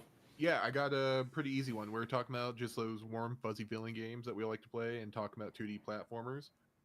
Here's my limited run contribution. Tomba. Yeah, there you go. Yeah, so it finally came in, got this bad boy, and been really kind of dying to just crack it open and give it a whirl. I have super fond memories of this game, and I want to recapture that. Nice. One day I'll go back and play those. Yeah, and now I have a copy that's not like $100+. Hell yeah. This one copy is crazy. For now. Give it Yeah, them a year. now. Exactly. Maybe I need to keep it in the wrapping. David, go ahead and let's see your onslaught. Yeah, so because we got like 3 weeks of shit for me here, because I got like Black worth the comics I'll have for next week, so I'll have a shit ton then.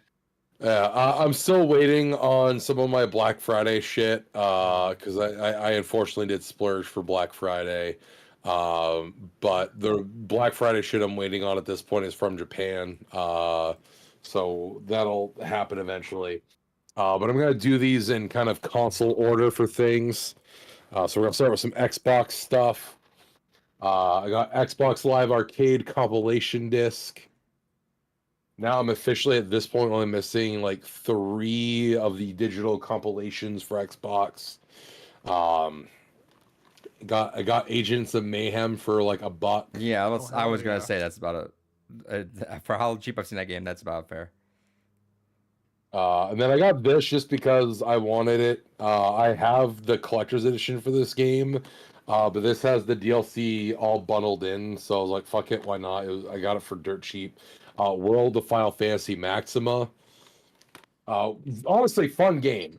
If you want kind of like a slightly more tactical Pokemon, this is kind of an interesting little game. Did you hear about I that? really. Sorry, I Hmm? got excited. Go, keep going. All right. No, sorry. We can But, talk about because I want to talk about Pokemon really quick. all right. So, did you All guys right. ever We'll hear get, about we'll get that mod that is like a Pokemon be a gym leader mod? Yeah, I saw that one going around. Yeah, so I guess there's this modded game where it puts you like in a whole different place, and you gotta pick which gym leader you're gonna be. You can Yep. only find those kind of Pokemon, and you gotta actually level them up, and you'll have trainers come down there and fight you. But it really sometimes fucks you up. Sometimes you'll get a trainer with like you'll be starting off with like, all right, cool, you're a rock type. You got Onyx. You got all right, cool. You level 12. You got Geodude level 7.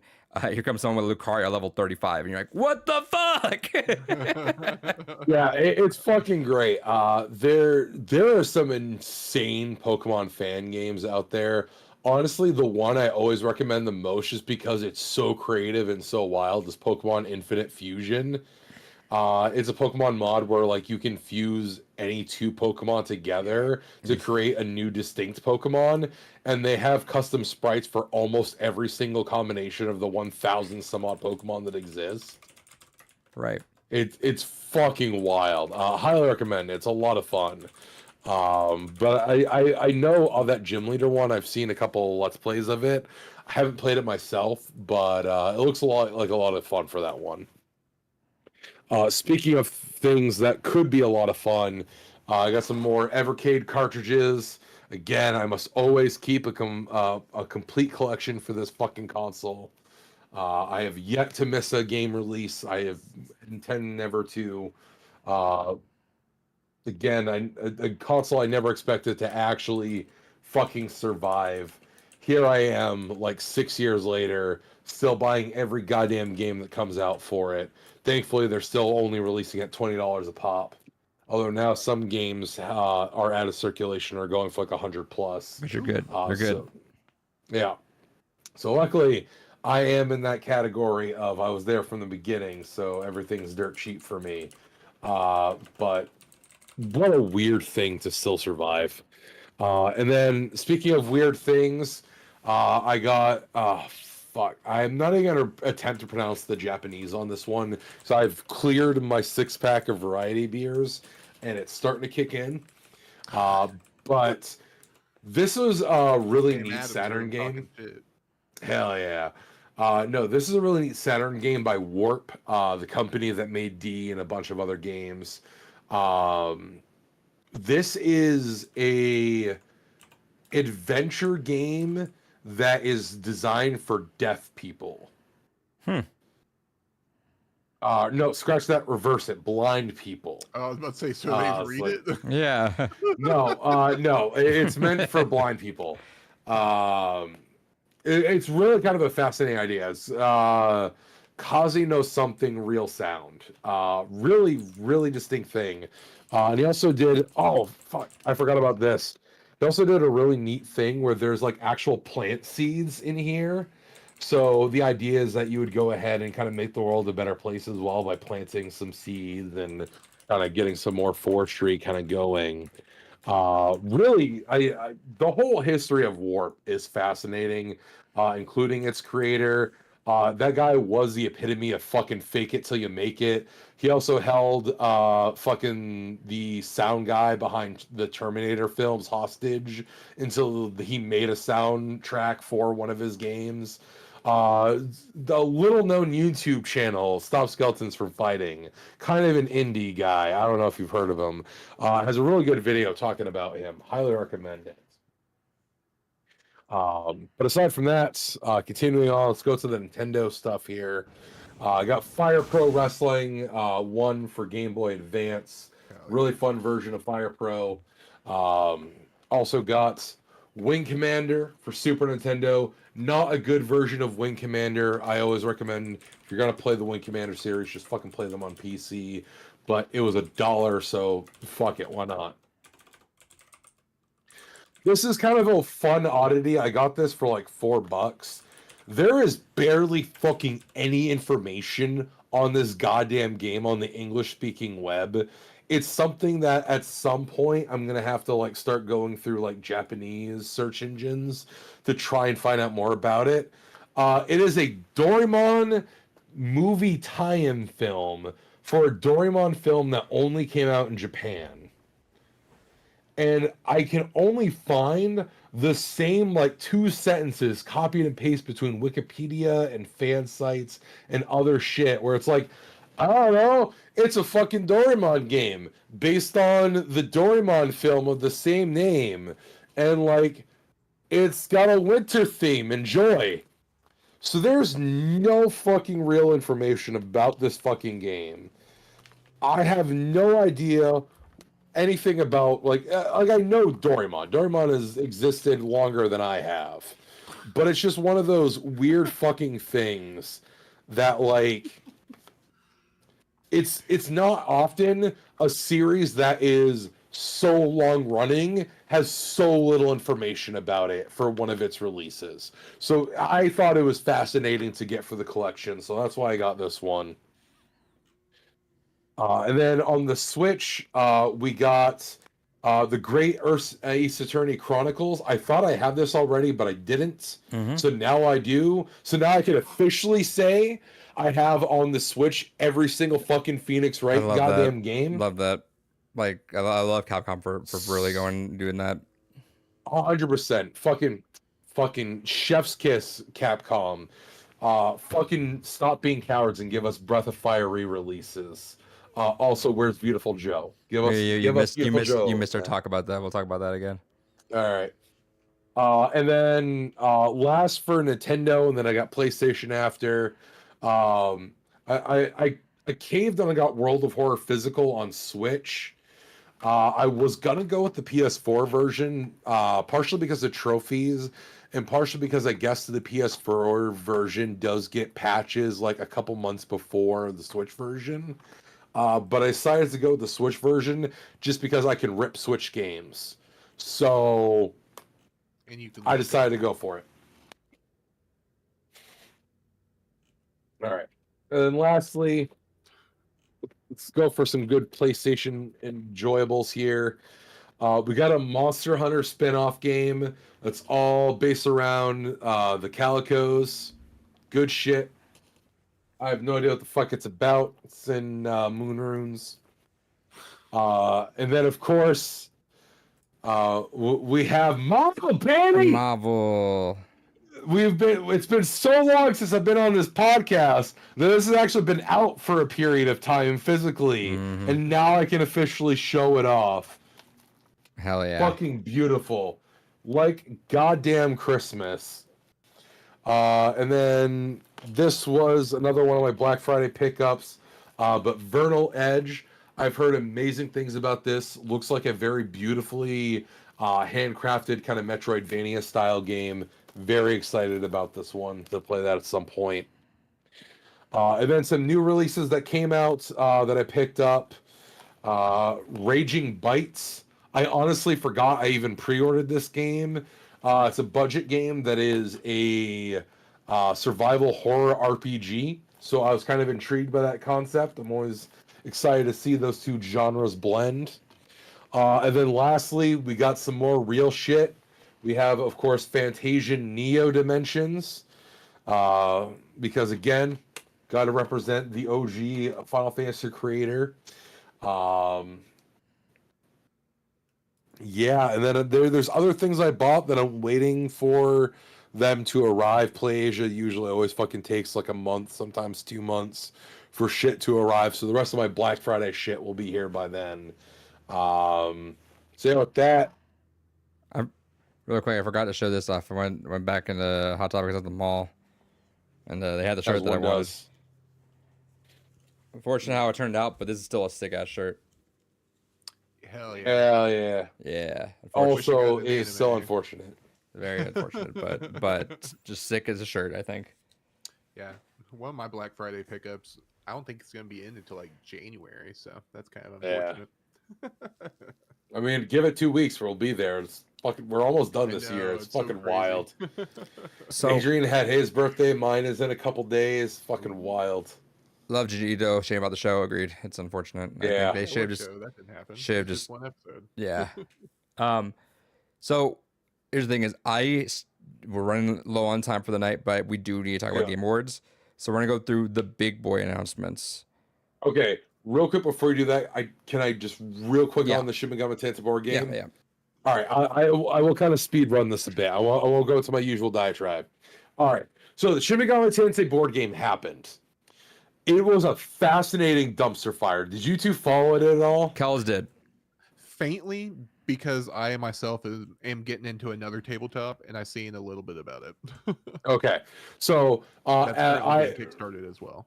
My bad. resident Shin Megami Tensei fan here, to the point where I have a development cartridge of one of the games, and I have one of the only known like 5 completed box copies of the very first Megami Tensei game that was ever made. So very, very big collector, very big fan. It is one of those things that I almost threw down for this. I did not. I will preface by saying I ultimately did not throw the $400 Wow. for this campaign Nice. because I don't believe it's actually going to be made. So So if it does, it's scalper, right? Like, yeah, no, if it does, this is going to be a impossible to get game, and I'm going to kick myself for not fucking getting it. But here's the thing. Not a real So- fan, dude. This is a wild situation. So, just some TLDR bullet points. The development company behind this game, the main CEO was someone that was arrested previously for Ponzi schemes and for multi-tier marketing. Hell yeah. So while that they got officially license, official license from Atlas for this, but then even beyond that, so already the CEO is a known scumbag.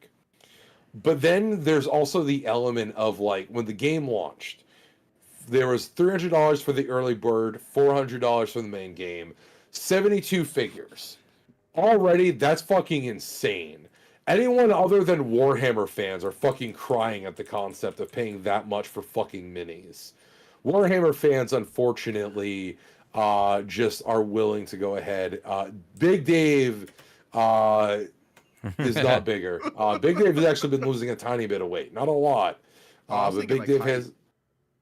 Oh, Just height, stretch no, it but no. But it is one of those things that it was steep. Like the Dark Souls board game was only like what, like 120, and that had like fucking 70 miniatures. The Resident Evil board game was 60 for about the same amount of miniatures.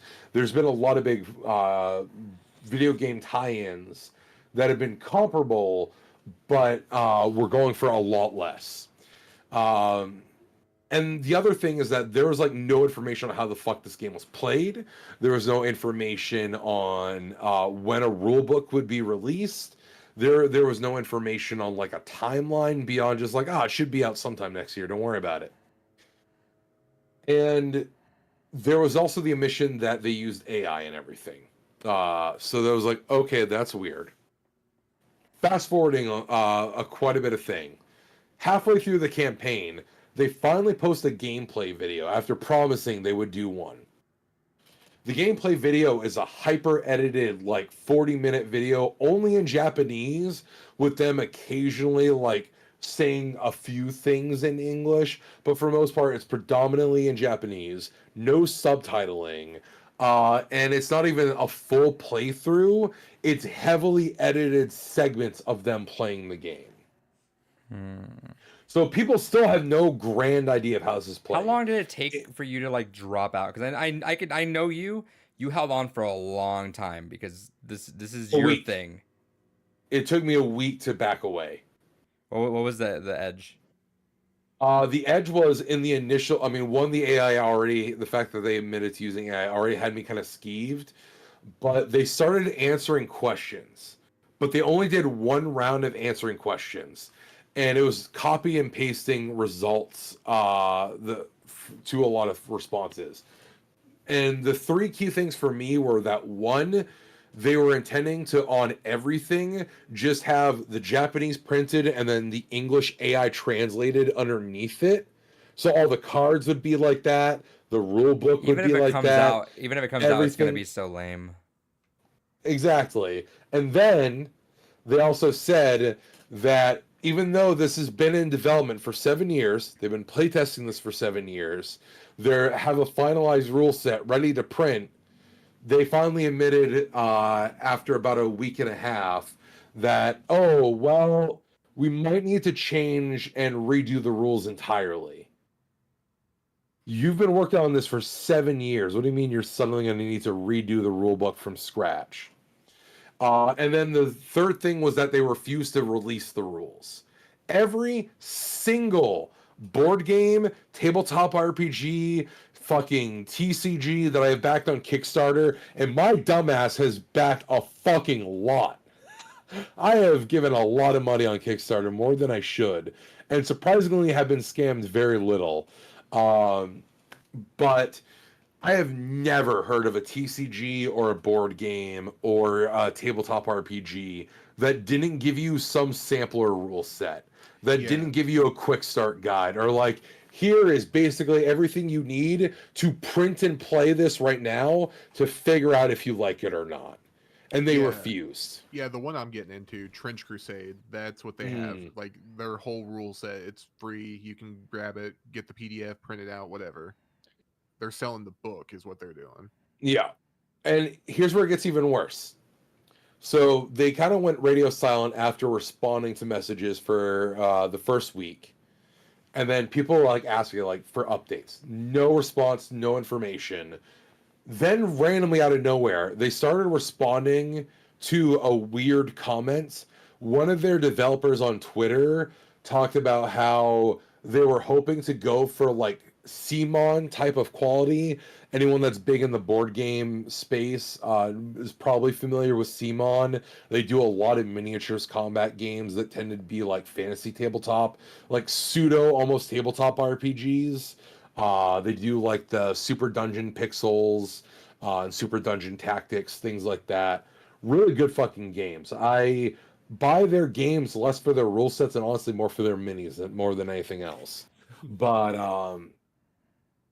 one of their developers like were shooting for that in quality, and then that created like a minor uproar, and that was the only drama they responded to, which leads us to the last week of the Kickstarter, and why I didn't even put down like $1 to continue watching it is because of the fact that on the last week of the Kickstarter, they started reporting comments to Kickstarter for abuse and for spam.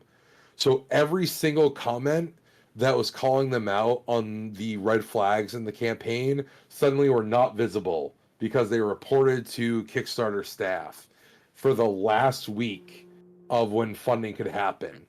Mind you, they got up to like 700,000 in total raised, and then over time dropped down to almost 500,000, but then spiked right back up because in that last week, all the commenters had their comments hidden or silenced because they were abusing the spam or abusive reporting tool. It's unfortunate, and there's a couple things I want to mention about that. Is one, I feel like if you told yourself exactly a year ago that you would not be backing an SMT board game on Kickstarter, you'd be wondering how the fuck does that even happen? Like, what do you have to do to get to that point? Because you of all people, exactly, this is gonna suck if it does work out. It's gonna hurt your wallet. And it's gonna be a shipped product, so it's gonna suck for you, even if it does. Like I feel like you're almost like fingers crossed it doesn't work out, just because that would be. Yeah, because honestly, if it goes on, it's gonna be like the fucking StarCraft board game. I own an Italian copy of the StarCraft board game just because a complete in box version of the Italian version of StarCraft cost me $80. If you want to get a used version of the StarCraft board game, it's like $500. And you know what's the biggest part about this is, and I'm sure you've probably thought about this, but like, give you 500K to do this, and like, you would nail it. Or like it's unfortunate that like someone wants to come in and just, even if they have, even let's say this is gonna happen, it's not gonna come to the quality, right? Like you a person, like someone that's actually want to do board games, loves SMT. It sucks that this got put into a hand, especially against someone not even just that, not a fan, but like someone who has wanted to make them. It sucks that this got put into someone else's hands when it could have been on your end. And even if you have no experience on that large scale, you'd figure it out and make something of quality, right? No, 100%, and especially where that's also part of the reason I haven't been doing shit is I've been working on a fucking game again. I have been committed to the idea of finally making my own version of a tabletop like Pokemon or fucking SMT, and I've been fucking building that out. To Crazy Pepperoni's question, how long does it usually take to make a TCG? It really, yeah, it takes a couple of years to like really get it. Especially nowadays, the core thing is to create your hook of what is going to separate it out. Because there's so many. Yeah, there's so many. I have a TCG on the back burner that I have my hook figure out. I just haven't had the gumption to build around it because I feel like honestly right now the TCG market's so fucking flooded. Yeah. Like it's such a horrible time. You have like MetaZoo, Flesh and Blood, you have fucking Lorcana. You have big and small companies alike all trying to vie for either that weird nostalgia space, like in the case of like MetaZoo and Flesh and Blood, going after like nostalgic Pokemon and MTG respectively, or you have like Lorcana and Star Wars and all these other options going for a more modern approach to what you kind of expect out of TCG. Shout out Altered. Yep. Another Kickstarter, darling. Yeah, the one I play, Star Wars, I think from what I've heard the developers mention, I think they've been working on it for like 5 years. And that's kind of, I'm pretty sure that's what Altered was too. It's like 5 or 6 because it's been documented through Kickstarter because they've been at it for a while as well. Yeah, and I have my TCG. I basically just need to finish making a core set of cards, and it's good to go. I've play tested it. I have all the core rules designed. I have all the core mechanics designed. It basically just needs more cards, and I could probably get that going. And then art. I also need art, which is another reason a lot of the stuff I design goes nowhere is because I am not an artist. And fuck AI. Art is expensive. Yeah, fuck AI. Pay your fucking artists. But also I'm poor, so I can't afford artists. So here we are in life. But I'm truly hoping next year I might finally fucking get something I've designed at least off the ground. I tried a few years back. I dropped like $7,000 on a game that I did not manage to get released. And I really hate myself for that on some level. To spend that much money and not have literally anything to show for it. But at the same time, I really want this one to succeed. One day that'll happen. Yeah, fucking wild. Got some. Truly, if someone handed me $500,000, I could fucking make you some goddamn gold. You got some people in the chat shouting you out, room for you, bud. Hell yeah! Thank you, chat. Love y'all. So I'm gonna be intermittent now, just because I do want to at least get started on what I gotta do. So we're gonna talk Game Awards. We're gonna go through the big boys, and if we have some other stragglers to go through, totally, because there's something I want to talk about. But what on the top of your heads, and we're gonna go out of order, obviously. What do we talk about? What's the one on the top? I think I kind of, if I may go first, because I do want to dip out a little bit. Yeah, go for it. Because you mentioned a little bit. I want to talk about the Okami one because it wasn't necessarily. Hell yeah! It wasn't a announcement that got us jazzed. Like we were like, oh, that's really cool. Like, yeah, we were excited, but we weren't like Jeff Keighley, which fucking shout out to having the him, shakes on right? Like, stage. I love that was really strong, and that's cool because I think even though I think my biggest gripe for the Game Awards has and still is the fact that I wish you would just give each award even just like their 5 minutes, not even like give them a 2 minute thing, like it's fine. Because speed running through awards just feels kind of lame. And I that's my only gripe, but I think he has taken a lot of the feedback to heart.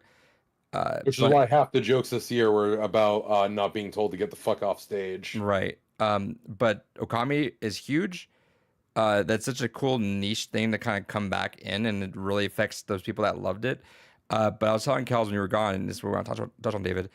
I didn't realize, and it went over my I didn't hear it, but Kamiya reformed Clover as Clovers, meaning Oh shit! you didn't know that? No. Yeah, I so didn't go see back that. and rewatch it, and even he's wearing the shirt. He's saying that with Kamiya's new studio, Clovers, you're coming back to make Okami. And Fucking hell. Kamiya's been on record saying that he's always wanted to make Okami 2 and Beautiful Joe 3. So shit. there is a very real world, because I've said this a while back, but like Banjo and Beautiful Joe are like my two that I want. Like that, I love those games when I was younger, and I would die for a Beautiful Joe 3 because I love the first two. And it's very real. Like it's never been more real than it is now, and I'm ecstatic for that. And between Sega and Capcom both just saying, fuck it, we do have old IP. Let's go back in and dive into that. I think this is like a big call for us to say, back those games. Like go buy Crazy Taxi, assuming they're good, right? That's not like they're trash or trash, and that's kind of unfortunate. But like support those games, because that's how we get this thing going. Because I love new IP, but there is a lot of old IP that is essentially new dude, that IP. Jet Set Radio one, I'm all over that shit. We need to support 100%. that. So Sega coming in doing that, Capcom and Capcom coming out and saying, this is our new thing. We're gonna start doing this. Because between Onimusha and this, we're going into our well. We're still never gonna get a new Dino Crisis, but Also, I didn't realize when I was explaining that Pac-Man thing to you, David, I watched Secret Level since then. I didn't realize that is based off Secret Level. Yeah. really, It's a Pac-Man game based off Secret Level. Like it's straight up Secret Level. that's all. I mean, okay, real quick, did y'all watch? I watched what's it, out? yeah, because I had to watch afterwards. Because I heard people saying that, because I was describing it as like this weird fucked up Pac-Man game, and I saw people saying, "I can't believe they made a game based off the Secret Level," and I'm like, That's no. like, And so I okay, went and watched that's it, and it's fucking really wild. good. Yeah, it's really funny, really dark, but really good. But go back Yeah. and watch the trailer if you haven't. It is they made a game off that. It's That's literally fucking that. sweet. Because I watched all of Secret Level. That's currently out, at least, of course. It's all out and- now. Oh, is it all out? Fuck, I'm gonna have to go watch the rest of it And they've now. also confirmed, I think, a season 2. Yeah, they got confirmed for season 2. I do.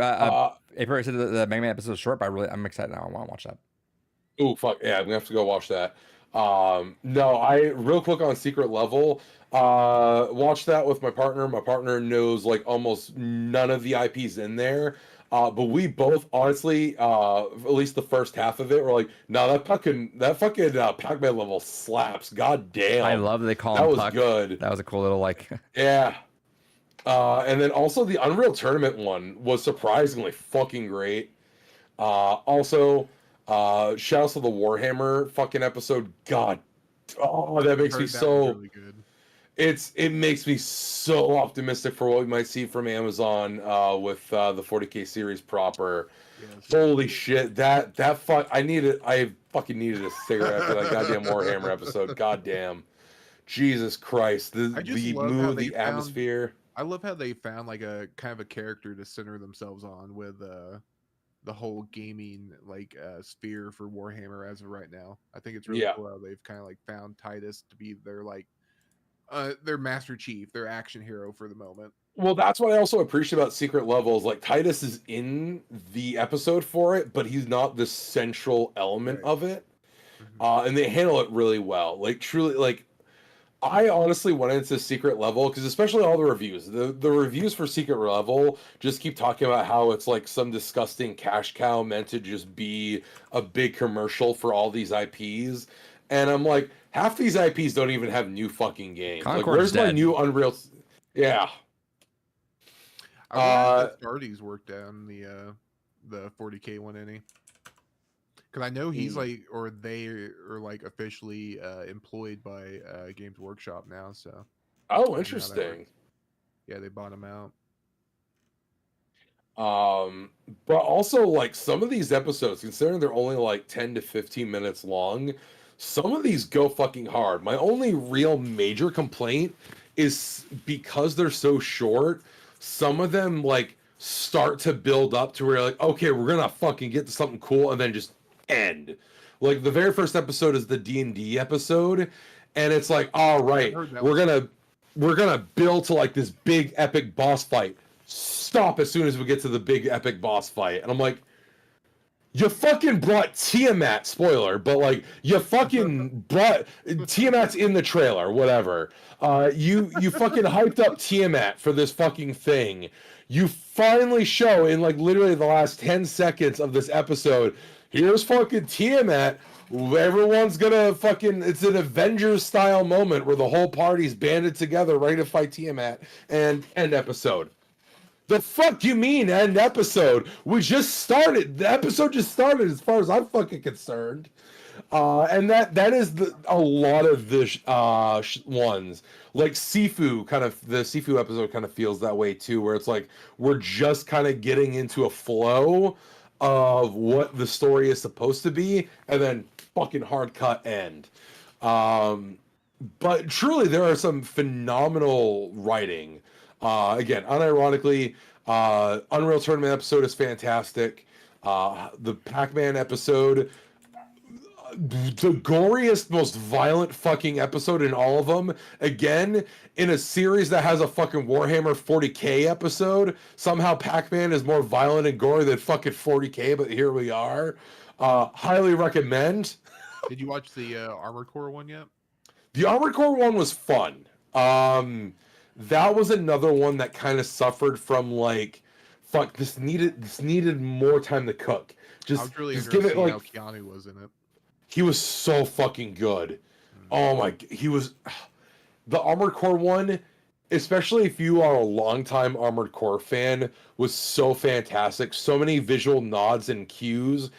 And that is one of the things I do appreciate about Secret Level, is there is an insane level of detail where if you are a longtime fan of these series, there's so many visual cues and nods that you can immediately see where the plot's picking up. You know, like in the Armored Core level, you can see the Raven Company logo. And you're like, oh, fuck, okay, I know exactly where we're kind of going with this kind of concept and story.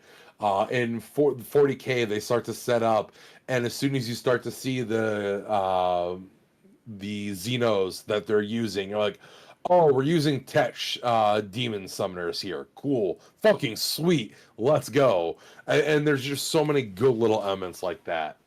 So I am excited to see the other half of them. Real quick at Backy, and then we'll get back on track here. Crossfire episode might have been the only bad episode. Crossfire, I really didn't care for because that one just felt like any other military kind of story, which granted Crossfire was any other military shooter, so appropriate. It's so funny that we have shorts for that and Concord, and both of them are just kind of like wet. You know what? At least you can still go play Crossfire. That's true. Also, Crazy A Pepperoni. Sifu sort of reworked to have the only one person responsible. Okay, yeah, that makes sense. And then Mega Man episode was good even with how short it is. Yeah, that really is the thing, is like for next season, I really hope they give them like 30 minutes to fucking cook, because 10 to 15 minutes for these episodes is not enough time. Mm-hmm. All right, back to the Game Awards. Sorry. Yeah, no, I think talk about Okami. Go ahead and bring up something else that you guys were into. My main thing I just thought was really funny, just how poor like sports and sportsmen, and how poor of a loser the Wukong developers have turned out to be after all this. Yeah. Because I mean, they've always had like elements of being kind of basic bitches. Let's be honest. Yeah, and I can only imagine like what kind of like pressure they have on them being a Chinese developer, kind of like almost I guess representing the state as well. I mean, it has to be a big thing for them to be nominated for an award, even though we may not put a whole lot of value into it. There's like a lot of inherent value in the It's that kind of mainstream recognition. for sure. So I can only imagine like what kind of pressure they had on themselves, but just the way they're acting now just makes me like even more happy that they didn't get it. Like L dancing on you, fuck y'all. Yeah. Because they had the whole thing like they were crying, and then like the one of the lead developers or something came out and made a post that he had like his acceptance speech wrote 2 years before the game was even launched, and he felt like it was a slap in the face that they didn't win it, and it was like I forget what the exact quote was, but they're like it's a consolidation that or consolation that we won best action game and was it narrative or one of the other Yeah. ones. It's like come on, like you framed it right at the end, like you won 2 awards, be happy, but you're coming off as really poor losers. This is, I don't know, it doesn't feel right to me. Don't like it. Yeah. Fuck y'all. I think especially for like I think I was gonna say I guess I think Wukong was the weakest link out of them still. Like even if it wasn't Astrobot, it would have 100% been something else. I'm not sneeze, Yeah, do I? in a category with metaphor. Yeah. Yeah, it wasn't winning. I think good stuff making in there, but yeah, I think I mean I think it is definitely a cultural thing though, because a lot of Western developers, even if they lose, are like, no, that was cool. Yeah, we It's got the not nomination. doesn't really matter though either way, right? It's so superficial. But yeah, I guess they're just first time in seeing the grandiose. It's like their Oscars, right? Like if just sorry Joseph Ferris, but Yeah, and they were a mobile developer before this. This is like their first Yeah. AAA game. yeah, so I'm sure it's huge, and they feel like they fumbled. But yeah, I'm gonna give them the benefit of the doubt of just hard to accept the first loss, but I don't think it was not warranted, right? Like I think, yep, no, you guys lost it. Like that sucks, but well, On that note, we got our first look at Witcher 4 proper. I'm kind of vibing with it. yeah, Yeah, I was just one of those weird people that never got into 3, so I don't know. I need to go back and revisit it at one point. I put 10 hours into 3 and all of it was just playing Gwen. Felt felt that. I have Um, not really gotten into Witcher. One day I'm sure. That setting doesn't really do anything for me. My partner's big into it. I haven't really delved a whole lot into the Witcher series. Like I've surface level played 1 and 2 when they first came out, like, you know, a few hours here, a few hours there, but Mhm. Yeah, I'm stoked. Anyone that says Siri is ugly needs to touch grass. Yeah. also for everyone that's mad that, oh my god, we're playing a Siri, why? Because that's how narrative progression works. Like, did you think we'd just be Geralt forever and he would just be immortal? Yeah, go play one Never. of the other games with Geralt. There's 3 other games. Go play them. Right. And aren't they remaking 1? Yes, 1 is getting a complete remake from the ground up. Yeah, so there you go. Wait for it, losers. Dumbasses. Wait on these nuts. But I think it set the tone for when that was the first one out the gate. You're like, oh, this is gonna be a crazy show. Oh, for sure. Yeah, and that's what was so crazy about it. It was like super early into the show. It wasn't like one of the and one more thing. Right. type. Also, real quick, shouts to once again not getting Silk Song. Yeah, I would sooner probably guess Okami at this point than Silk Song happening, honestly. Shouts to whoever had that on their fucking bingo card this year. Right. But no, so what else did we get here? Oh, we got to see Borderlands 4. It's more Borderlands. I'm cautiously optimistic. They're kind of saying all the right things, like especially afterwards. Yeah, so Like- do most abusive spouses. Right, exactly. But on the I guess I'm more likely to say that because I didn't play Tiny Tina's. I just kind of knew. I was like, yeah, that's not going to be good. So I wasn't one of the people that got burnt by it. But Fair. yeah, going from 2 to 3, of course, is like, yeah, I don't like this, so I'm not going to play Tiny Tina. But this one, from what they've been saying, they're toning down on the toilet humor. Whatever, do whatever. I'm but happy they're to trying announce make we it are more toning down gritty. toilet humor. Yeah, it's like cool. Happy to announce we've finally grown the fuck up. Yeah, exactly. It's like, oh, wow, it's how long? Yeah, and that's one thing that even though I've always wanted to play Borderlands, to get do that, I'm still considering it. I've been turning off just thinking about how I know the humor is really badly aged. It's I think frustrating because. Oh, sorry. You go one- ahead. I think one is aged a lot better than the other ones. Yeah, that's what I was about to say. Is like I platinumed one and I 100% did all but the last DLC in one, and I was like, you know what? I could easily go back to that game at any fucking time. But then when two came out, I played it and I was like, huh, this is still just the first game with just like the humor cranked to 11, and it's not as enjoyable because of that. And then three came out. I was like, well, maybe that one will be different. It was like, nope, it's the same situation. And then Tiny Tina's came out like, we're gonna make it fantasy. I'm like, oh, that might be interesting, but there's still guns and shit. Then what the fuck's the point? Fair. Yeah, I think 2 had a crutch due to Jack just being like an amazing villain to be had. So I mean, you can kind of get away with a lot of the bad writing that they had surrounding Mm. that, and then Jack just kind of carries the rest of the game on his back. That's fair. Aside from that, let's see here. Then of course we already talked about it, Clive and Tekken 8. Good shit. Weird to see. Still Of can't believe that. They new keep getting Virtual me. Fighter. Yeah, Yeah, shouts to that.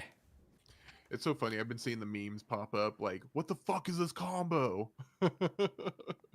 And then speaking of what the fuck is that, we got a new fucking Yakuza game set in the 20s. Yeah, and also we kind of going with the Yakuza game, RGG's also doing Virtua Fighter. Yeah, which that makes sense considering how much And- they've ported Virtual Fighter into their engine. Well, that and they're also doing the Ninja Gaiden game as well, I believe. Oh, are they? No Yeah, shit. I'm pretty sure they have like 4 different games that were shown off at the award Fucking show. hell. Let's go. All right. They're fucking cooking. Jesus. What's the chat saying? The game set in the 20s looks interesting. I think it looks really good. It looks awesome. Yeah. Like just from what we've seen, it was like, all right, I'm full on. I honestly, that's one of those weird periods where there was not a lot of games set around it, which is fascinating because even from like an American developer standpoint, there's 2 time periods that America, 3. There's 3 time periods that America loves romanticizing. One is the Wild West, 2 is the 20s, and 3 is the 50s. And I feel like the 50s and the Wild West get insane representation in gaming, but oddly enough, the 20s doesn't. Ninja Gaiden is the Blasphemous developers. My bad. Game. Oh, okay. Still interesting. Yeah. Blasphemous, good shit. Go play that if you haven't yet. Also, a new Turok game, which I remember watching that with Adrian, and I'm like, I am like, oh, this is weird. What is this? And then I'm like, there's no way it's Turok. That And then happened a lot of times this whole show. Several times. There's no way it's Okami. There's no way this is this. What the fuck? There's no way it's this is Onimusha. Yeah. It Yeah, happened- Onimusha, goddamn. There's no way fucking it's hell, Virtua good Fighter. shit. Like it happened a lot of times. I think those are my favorite kind of trailers. Like I'm not a fan of CGI trailers that don't show anything else, but if I have to enjoy them, I like give me a good psych out. Like throw me off a Yeah. little bit. Mm-hmm. No, that was yeah. That's like those moments are my favorite moments. That's why I think this award show kind of topped years prior. Like I can't remember one of recent memory that was probably more hype, minus the ones with like Smash reveals. Right. Also, as crazy, A Pepperoni mentioned, Joseph Ferris showed off his new game. Yeah, I'm always excited for a new co-op game from them.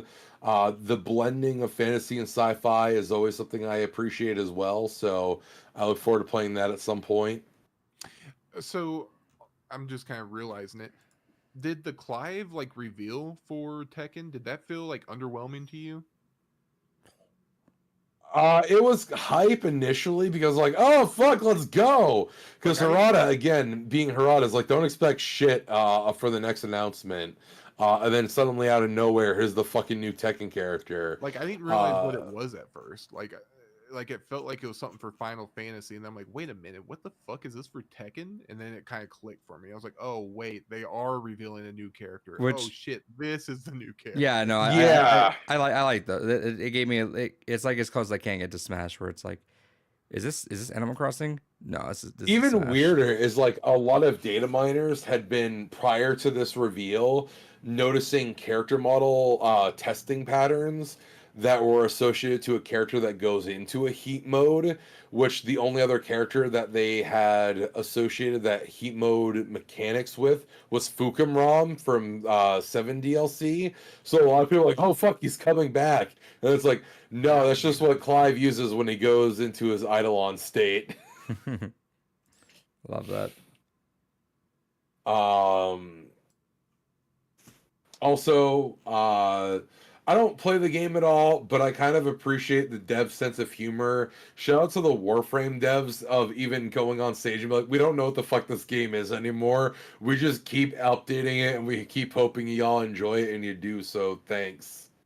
Love that. Yeah, I love the tongue-in-cheek humor. That's pretty funny because I mean, there's Oh. probably lore behind it. They probably have connections, but they understand the meme.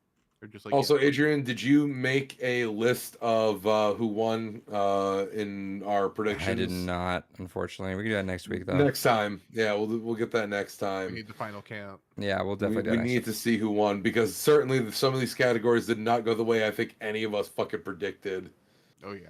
And you know, in hindsight, I look at it, I'm like, yeah, I should have guessed that, but yeah, no, there's a few that topsy turvied. I'm so bummed that Silent Hill didn't get even sound design. I'm sorry. Shout outs to Final Fantasy. Take the music, that's fine, but Final Fantasy sound did not design? deserve no, like 100% fucking Silent Hill, if anything, should have gotten that. that should have been a shoe. I haven't played the game. I've watched a lot of like footage clips. 100% that one should fucking won. Yeah. There was one other thing that I was like, oh, I should fucking mention that the announcement, and I can't remember what the fuck it was. So while I'm trying to scroll through the hard work that App Aki put in to post all of this, is there any other? Oh, I see it now. There was also one other thing that caught me off guard, and I'm kind of cautiously interested in it, and that was the new game from the Ico / Shadow of the Colossus Yeah. team. Project Robot. Yeah. Which so far it just seems like just Shadow Colossus but sci-fi. Which I'm sure it's not, Yeah. but I mean, if even if it is, fuck that. Oh, Hell yeah, give I'm me in. that. It was giving 100% Shadow Colossus vibes specifically, though. Yeah, so shouts to that.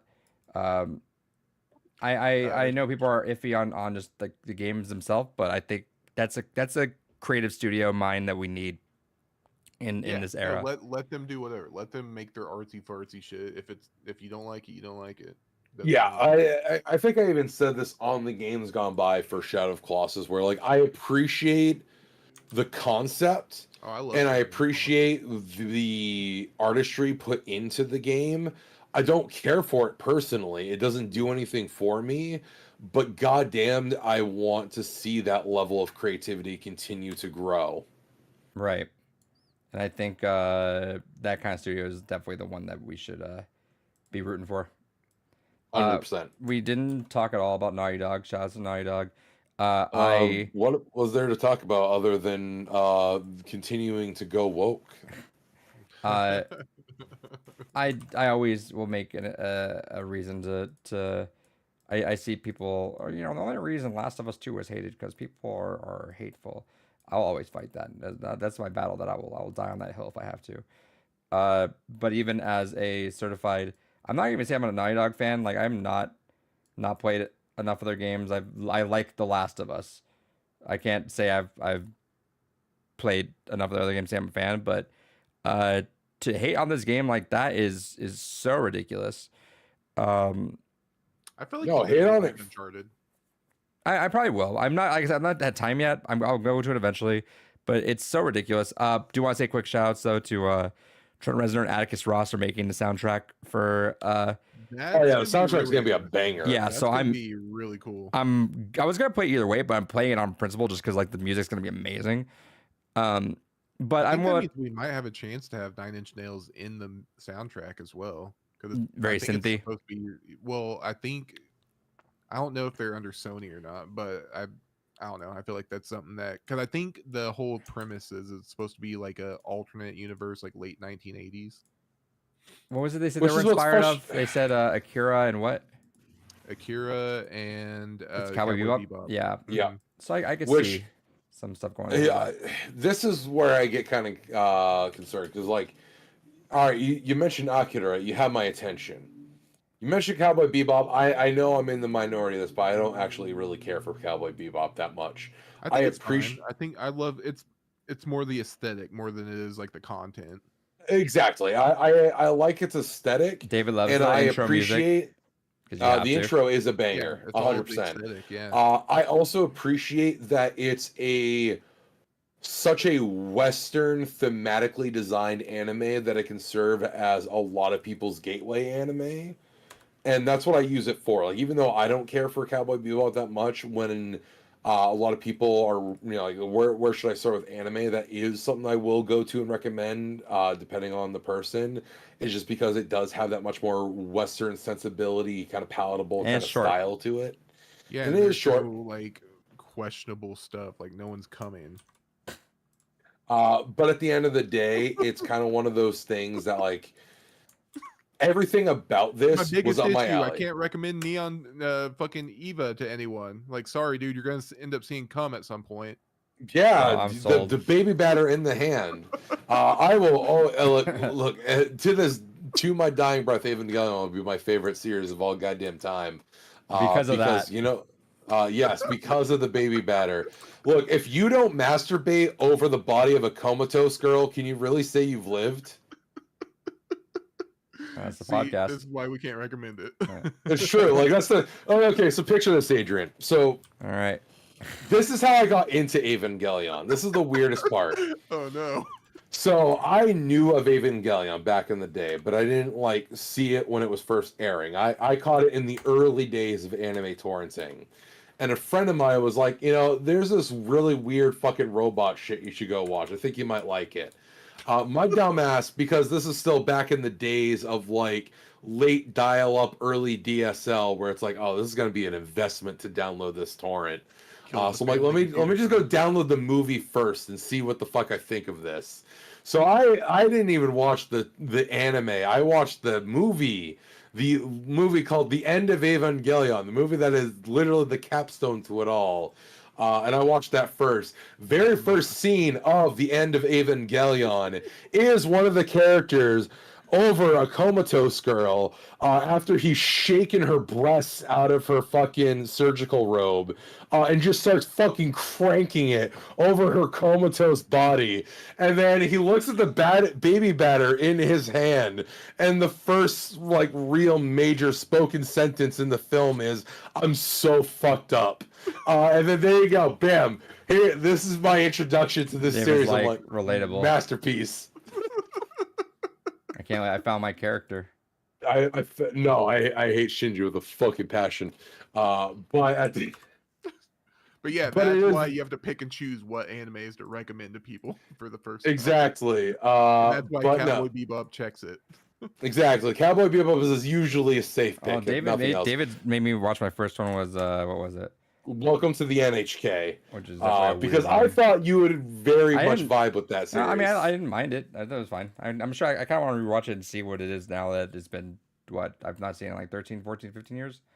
Yeah, like Obiko Kobe HD said Death Note. I would never recommend Death Note as a gateway anime. That anime is so steeped in being an anime that it's a really hard introductory anime for me Well, personally. The cool thing about Cowboy Bebop too is it's like short and like capped off. It's not like an investment. You don't have to watch like seasons worth of content. Yeah. That's what I appreciate. I think the best animes are the ones that just are not so aggressively long that it's overwhelming. Like give me Sure. something that you can digest and be done with. Like I wouldn't say it, but something short like Paranoia Agent, fantastic, short, sweet, got it done. Shorter ones are the ways to get me into Samurai things. Champloo. Samurai Yeah. Champloo. There's a great one to recommend. Although for ones that do have second seasons coming, do go watch Frieren Beyond Journey's End. Do watch Delicious in Dungeon. Those are fucking amazing. I keep Highly having people recommend. recommend Free Run to me. Frieren is so fucking good. I have so many I need to catch Fucking up to. chef's kiss. Holy fuck. Frieren is the first fucking anime in 20 fucking years that has changed my top 5 anime. It actually hit Ghost in the Shell out of my top 5 favorite anime. That's interesting. Because I'm a lot more laissez-faire with it. Like Chainsaw Man jumped into my top 5 whenever I watched that. I love. I wanted Oh. to actually. I've been. I watched Look Back. That That the one's movie? solid. Yeah, it's like an hour, not even an hour long. Yeah. Super good. I liked it a lot, so it got me wanting to look back at the back catalog. So I tried to pick up that manga, and I actually want to read Fire Punch, I think it's called. Oh, Fire Punch is fucking good. Yeah, that was the first series by the Chainsaw Man creator. Yeah, so Look Back is by Chainsaw Man guy too. Yeah. Yeah. So and It's I so crazy the different bear. right. But that seemed like it was super up my alley. So I was like, all right, cool. So I'm gonna try to knock those out because it's short as well. Again, something short I can get through. And then I've been wanting to do Chainsaw Man. I know that's something I probably like, but just it's a little bit too recent and ongoing currently. So I'm just looking to get through stuff that's already done. Also, real quick on that note, shout outs to the 3 key apprentices for the creator of Chainsaw Man, all going on to create their own phenomenal series. Hell's Paradise has been popping off. Spy X Family has been phenomenal. Yep. And no one can forget the amazing new anime and manga that will also now be breaking my top series, Dandadan. I cannot praise and recommend Dandadan enough. I need to catch up on that. I just watched the first like 2 episodes. I need to catch up. All right. If this is how I'm gonna sell y'all on this. All right. So my partner, she enjoys anime, but she's definitely not in like that like super deep lore anime that I am. She has much less of a tolerance for anime bullshit than I do. You don't say. Yes.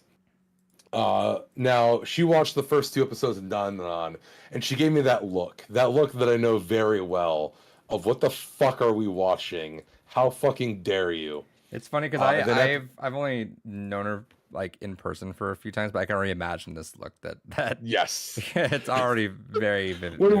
It's similar to the look of like when we were explaining our Shaw's adventure with buying the Moxie. Yeah, with you spilling all over yourself and walking around like a monster. I just happened to find this Moxie that was just spraying everywhere. See you, everybody. Have a good night, man. See you, dude. Hell yeah, rest well, buddy. But yeah, so at the end of episode 2, she was like, all right, what the fuck are we watching? As soon as episode 3 and onward kicked in, she has asked repeatedly, all right, when's the next episode? When's the next episode? And is very sad that next week is the last episode of the season. Because goddamn, Dandadan fucking cooks. Dandadan does an amazing job of getting you sold into this weird, bizarre world of like, all right, we're just gonna go a million miles an hour, and then you know what? Every few episodes or every like dozen or so chapters, we're gonna introduce like a villain, and then we're gonna give you such an insane, absurd, tragic backstory that you are gonna cry at every fucking interval. So it's just gonna be amazing, raw, berserk level, handcrafted action of the insane attention to detail that is going on in every panel. But then we're gonna just flip it around and make you go, oh fuck, they can't find new ways to make me hurt for these characters, and they keep finding new ways to make you hurt for these fucking characters. It is so fucking good. With that said, go fucking read and watch Dandadan. It is a fucking amazing. Shout outs to getting a group called fucking Creepy Nuts to do your fucking intro song. It is a fucking banger. But holy fuck, Dandadan is just so fucking good. Shout outs. Well, thank you for listening to my TED Talk. What else?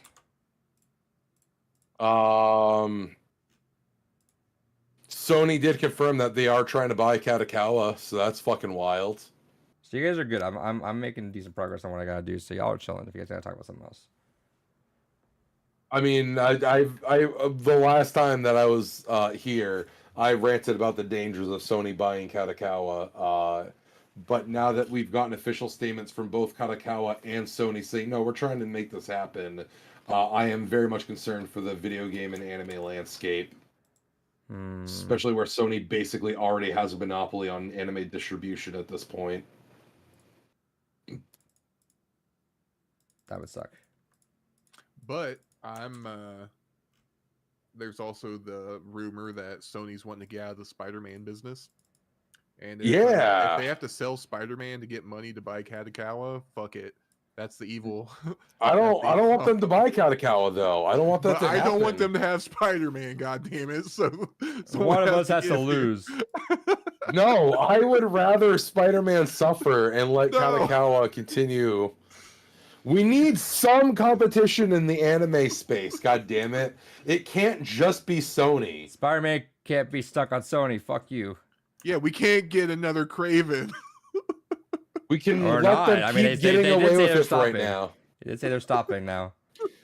But you know what? They almost had it with Venom. They almost had it. They were on the right track. Yeah, you're right. Just one more time, Sony. Just do it one more time. Hey, Just stop trying to make a multiverse of films and instead just do independent, weird ass, fucking over the top character stories. You ever imagine they're just it's Sony just like a Spider-Man in a dark room just staring at him? Do a flip. just go ahead and do more stories about a depressed, suicidal man and his butt buddy Parasite. Just fucking do it. Anyway. Fuck. That's so funny. One of you guys has to lose. One of us. Well, that's my theory behind it. I wonder how much Disney would be willing to pay to get Spider-Man back. It's literally the most recognizable, aside from Pokemon at this point now, the most recognizable IP in the world. I'm sure they pay pretty good money just to get it done with and not deal with it anymore. Because I think it was just Namor and Hulk was still under Universal, and then Spider-Man Sony. So I think those are the only ones. Is Universal still on Hulk? Because I thought that shit has to expire. Yeah, so I think Hulk reverted back, but there's still like a limit on like how soon they can do a movie. But I think Namor is still technically owned by. I'm not too sure. Did they even do anything with Namor? I don't remember. Black Panther. Black Panther 2. That's all he was in recently. Well, I mean, like Universal. I don't remember Universal doing anything with fucking Namor. Right. I think they might have like a ride or something named after him. I could be wrong. You know what? I just wonder how much Spider-Man is going to cost Disney. You know what? I want Disney to not be cowards and bring back like the really old Marvel films. Give us the Red Brown Captain Americas. Give us the 80s Fantastic Four. You know, give us all that weird shit. Also, give us Japanese Spider-Man where he's sending people to hell. Let's go. There was a rumor that he was supposed to be in the animated Spider-Verse films, and whatever the fuck happened to that? I wanted the mech that he has. I forget what it's called. Oh, yes. I honestly was expecting him to be in there too, honestly. Because I feel like if anything was going to make that deep of a cut, it would have been Into the Spider-Verse. Right. And that's another thing. They announced that they have 2 directors for Into the Across Beyond the Spider-Verse. I forget what the third one. Was it not the... No, it's not Lord and whatever. It's Did they direct the first 2? I think they direct and wrote maybe, and then there was a different person for this one, the second one. Interesting. That's so strange. That's definitely not coming out next year. They said, by the way. Oh, definitely not. Okay, Gross. so the second one had 3 directors. Is Joaquim Dos Santos, Kemp Powers, and Justin K. Thompson. I worry for that movie. And then I think Same. the new one has 2 directors on it.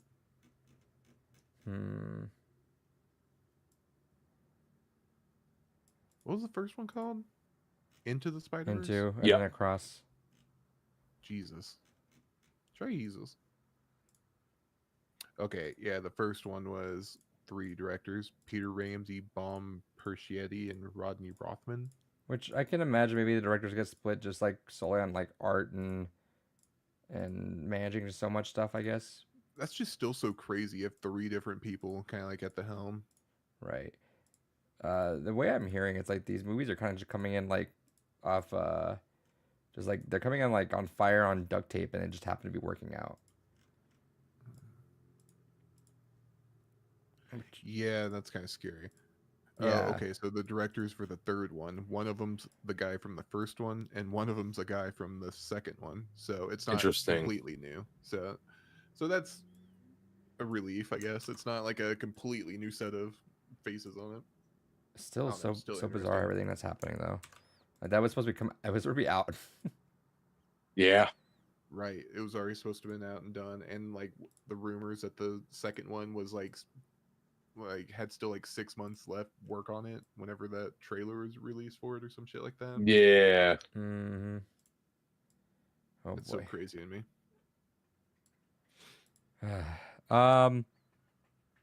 Anything to point out on the Game Awards? I know a lot of stuff happened. I feel like I'm gonna rush it now that I've I feel like we hit the big ones. There's just like these little stupid ones. Like, wow, Queso wins Content Creator of the Year. Cool. Happy let's for go him. Queso. Wow. Cool. What about the guy that won the Good Person Award? Oh yeah, Ooh. he like made like a tool for developers to find a job after being Oh yeah, that guy. Yeah. Yeah, which people kind of shit on afterwards because like all he did was do this. But the way I see it, I'm like, then why didn't you do Yeah, it? what the fuck did what what the fuck did you do? Yeah, Yeah, no, all you that's fucking. And that clearly is someone that's never worked in fucking recruiting. Like that is some insane fucking effort. like even if Yeah, it was it- that, but like I hate the idea that someone came in and shit all over them. But it's like you spent more time shitting on them than you probably ever helped a developer get a job back. Like Yeah, okay. and like it was something that he did in his spare time. Like he didn't have to do any of None it of to this begin like he with. wasn't over here like I'm gonna get Yeah. a game award for it or anything. Like that's not happening. Like Yeah, he did it out of the kindness of his heart, and that's kind of incredible. they were like, yeah, someone was like, look, he worked for Tencent. He's not the solo guy. It's like all right, that actually that probably works against your argument of him being a quote unquote not great person because like Wow, he works a full-time job and does this on the side. yeah, what kind of Wow, person he's that so works that kind of bad. job is like, yeah, I'm gonna do this and help people that way. Fuck that. Like hell yeah. I mean, that's even more of a big thing. Like if he's a big wig at Tencent, like it's more of, like if he has to lay off his employees, he's trying to do something to help alleviate it or trying to be the change that he can. Just even to if say, it's not within the LOL. corporate structure. Good luck. I don't know. It's so weird. People just wanna need to make get bitter about stuff for Exactly. 0% reason. Yeah. I was telling both you guys this, but you all need to hop on like Blue Sky is actually weird. It throws me off a little bit, Oh, like yeah. how it's old positive Twitter and it's fucking weird. And someone pointed out, and it kind of like resonated a lot with me on Twitter like a few days ago, where it's like it was that one dude that was a bigger built guy had some flowers that I'm going on my first date, wish me luck, and a lot of the comments were mean, and someone pointed out they're like, dude, like 6-7 years ago, this whole thread would have been filled with like a, hey, thanks for the Lambo, bro, and stuff like that. Now it's just hate shit, which is really exhausting. Yeah. Fighting that battle every now and then, but good lord, dude. Yeah, honestly, it's been so wonderful not fucking caring about social media again. It's fucking great. Yeah, Dave was telling me, I was like, you should hop on Blue Sky, but I was like, also, I kind of respect the 0% grind. Like, if you ever have to do it again, which one day you probably will, because you have to. I probably will if I end up getting to the point where I'm like ready to start fucking releasing some of my projects. The unfortunate reality is I'm gonna have to go ahead and start marketing and dealing with that bullshit grind. So Right. So what I'm saying is, if you ever just need to or have to feel like you're gonna do that, I think hop on Blue Sky, and I think you'll feel a little more positive about things. It's not so shit. I've had conversations that are not just toxic, which is kind of interesting. Anyway, is that it? Are we good? I think so. I think we hit the big ones. David, you hit the big one? Did you Yeah, I hit- think so. did you hit? Hell yeah. All right then. Well, that was Blue Read Podcast. Next week we'll go over some of the Game Award stuff, the winners, who got the most right, who wins the award. Actually, are we gonna be on tomorrow night or next week? It's 24th. It's Christmas Eve. Ah, I forget. an excellent question. That's a question for y'all. We're not doing Christmas on Christmas. We're delaying ours by a week just because we experimented by not doing Thanksgiving on Thanksgiving and did it a week after, and it was honestly kind of nice not having the holiday stress in the holiday.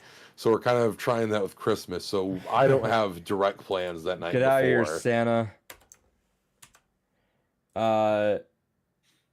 Kels. I think I should be good. So, fun fact is Christmas for us Mexicans is really Christmas Eve. It's just how we always celebrate. It's like we do all the gifts and stuff on Christmas Eve. So we'll see. Let me We see. tried just celebrating it the day of. Another white man trying to change my culture. I can't believe this. Have you tried realizing that we're in America and things are done differently here? We done do different things. I don't know. I couldn't say it right. Couldn't at the twang.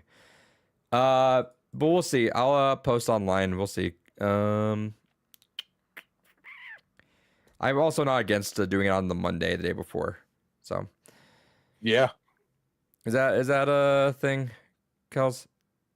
I think I should be good. Let me play by Yeah, ear. I'm It not might be the opposed to that Monday. idea. Might be on the Monday. So we'll talk about that then. But until then, play your cards right. All right, stream. Adios.